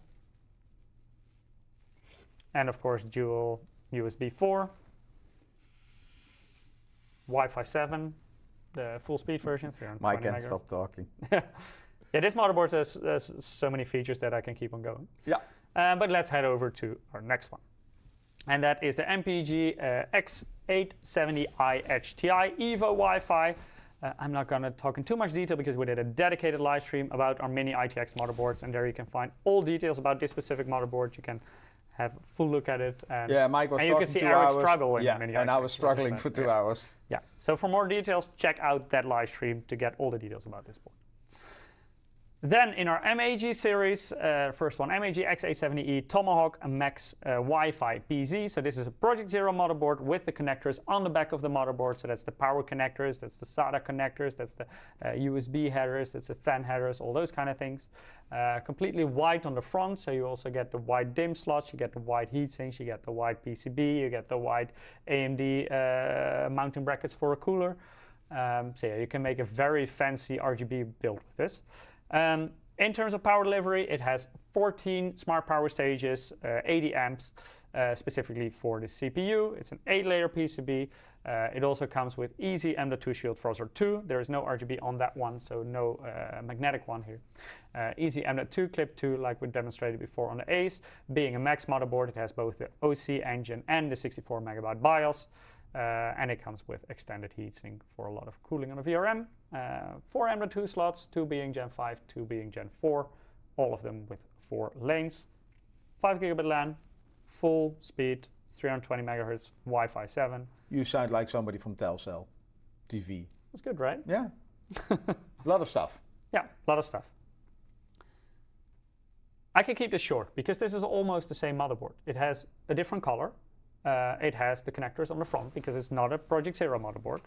And it's here in front of me. Maybe go to the other detail camera. Because it's already... You don't trust my skills. No, I don't trust your skills, that's true. There we go. That's this motherboard. So in terms of feature set, it's basically identical to the other one. Connectors are on the front instead of the back, and it's black instead of white. Then let's head over to a really different model, and that's the MAG X870E Gaming Plus Max Wi-Fi. And this is also a white motherboard with white connectors, white DIMM slots, etc. This is slightly more modest at 14 smart power stages, but still 60 amp. 8-layer PCB, extended heatsink cooling. It has 3 M.2 slots, so a little bit fewer than you will find on the higher position boards. But still, it is a Max board, so it still comes with OC engine. It comes with the 64 megabyte BIOS. 5 gigabit LAN. This is also the full 320 megahertz Wi-Fi 7. Of course, USB 4 as well. And yeah, that's basically it for this board. Then, that was it for my model introduction. But we have more to talk about. Not a lot, because security will come in like a bit. Yeah, it's not a lot. But we have a very nice action running currently with AIM Labs. So some of you may already be familiar with AIM Labs. So AIM Labs, it's not really a game. It's more like a practice. It's like increase your skill. You can get it on Steam, and it basically boots up as a game, but it is there to train your aim for shooter games. And we have a separate section within AIM Labs with a separate scoreboard where you can demonstrate your aiming skills, and you can win some very nice prizes with this. Very nice prizes. So maybe you can go back to my capture. This one.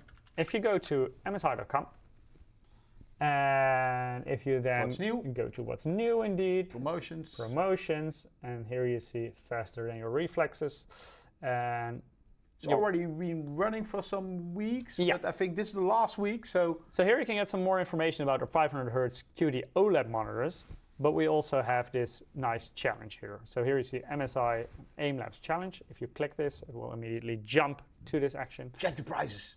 Yeah, here you can see the campaign period. So this is already running. You can already do this, and it will run up until the 17th of December. One more week. Yeah, a little bit less. Maybe. Okay. Oh no, it's the 10th. It is one more. 10th, yeah. Sorry, I'm confused. A bit less. No. It is. Are we counting hours? Could also be more than I don't know what time it starts. But you can win some very nice prizes with this. So the grand prize is a full gaming desktop with an X3D processor with a 500 Hz MPG OLED monitor. QD OLED. QD OLED monitor. So yeah, very nice prize. But there are some more nice prizes to be won. So basically, if you follow all the instructions, then, and of course you have to install AIM Labs. I will now start up AIM Labs immediately. Yes. Just start AIM Labs. There we go. If you have followed all the instructions, you will basically see the MSI section within Game Labs where you can fight for this scoreboard. Yeah, pretty much. I mean, if you can access Steam, you probably can access So here I have added it to my favorites. So this is the one, MSI Faster Than Your Reflexes Challenge. And here you see a nice leaderboard. And this is where you want to be fighting for if you want to have a chance at one of those prizes. So I will quickly open this. I have very limited mousing space, and I'm using a portable monitor. Excuse. Okay, here's the mouse, Eric. No. I have no space. Okay, so it's a little bit high sensitivity. I will click, and then it will start the challenge. And basically, what you should do is in 1 minute 15, we're going to clip this. Shoot as many of those things as you can. Are you missing so many times? Look at how much mouse space I have in this temporary. Mike. What do you mean? Can we play Euro Tournament now? Yeah, we can. Even with this mouse space, I will beat you at Euro Tournament. No worries. Yeah, I know. I actually have mouse acceleration on, I feel it. So yeah, in 1 minute 15, just shoot as many of those blue things as you can. There we go. Yeah, probably Mike is on top after this. Nah, no, I think a lot of people have been extensively playing this. Yeah. So just try. I mean, the prizes are great. And try a lot if you want to have a chance to win something, because some people are going ham. Oh, Mike! No, I just realized you need to hit them multiple times. Yeah, I need to hit them multiple times. I thought you were missing all the time, and then one was hit. No, you need to hit Okay. You're not as bad as I thought. No, it's quite okay, right? Yeah. Still, I'm nowhere near the high scores, but. Yeah. There we go. So here I see my score. I'm currently in position 910. So I'm sure you can get in top 500. Show my mouse space where I did this. It's just an excuse. I'm in the top 1,000 with. At this tiny space. I'm a low sensitivity gamer. You have tiny hands. I need half a meter at least. Okay. But yeah, so this is not good enough for a prize. But if you do a lot better, then you definitely have a chance to win one of the very nice prizes that you can win within this promotion. So yeah, give it a shot and maybe you're the lucky winner. Cardboard Android has the same problem. I'm old. I don't have the reflexes anymore. That's also my excuse. So you're not going to win a QD OLED? No, unfortunately not. Thank you all. That was it for this week. Maybe let's pick a last winner.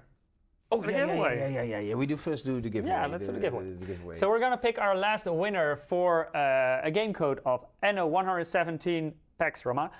When I start with NO, I'm very tempted to say NO1800 because that was the previous NO that I played a lot. I even didn't know what it was. NO117 PAX Romana. Eric will pick our last winner. Last winner is, difficult name, Paraline. I think you know who you are. Congratulations, you also won a code for NO117 PAX Romana. So congrats again to all winners. We will email the code to you in the coming days with some instructions on how to redeem it.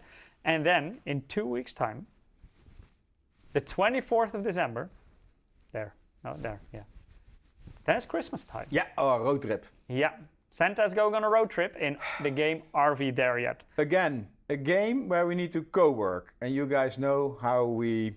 So expect some chaos. It will be the 4 of us, so Eric, Mankit, Peter, and me.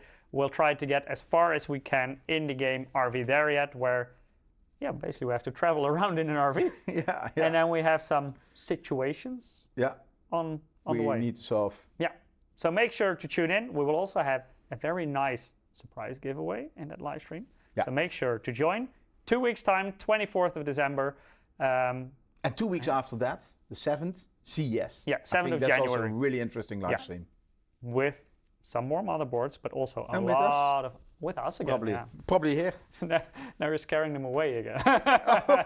Hey, thank you. Bye-bye. Thank you for joining. Have a nice weekend. Have a nice time. And see you in 2 weeks' time. Yeah, bye-bye.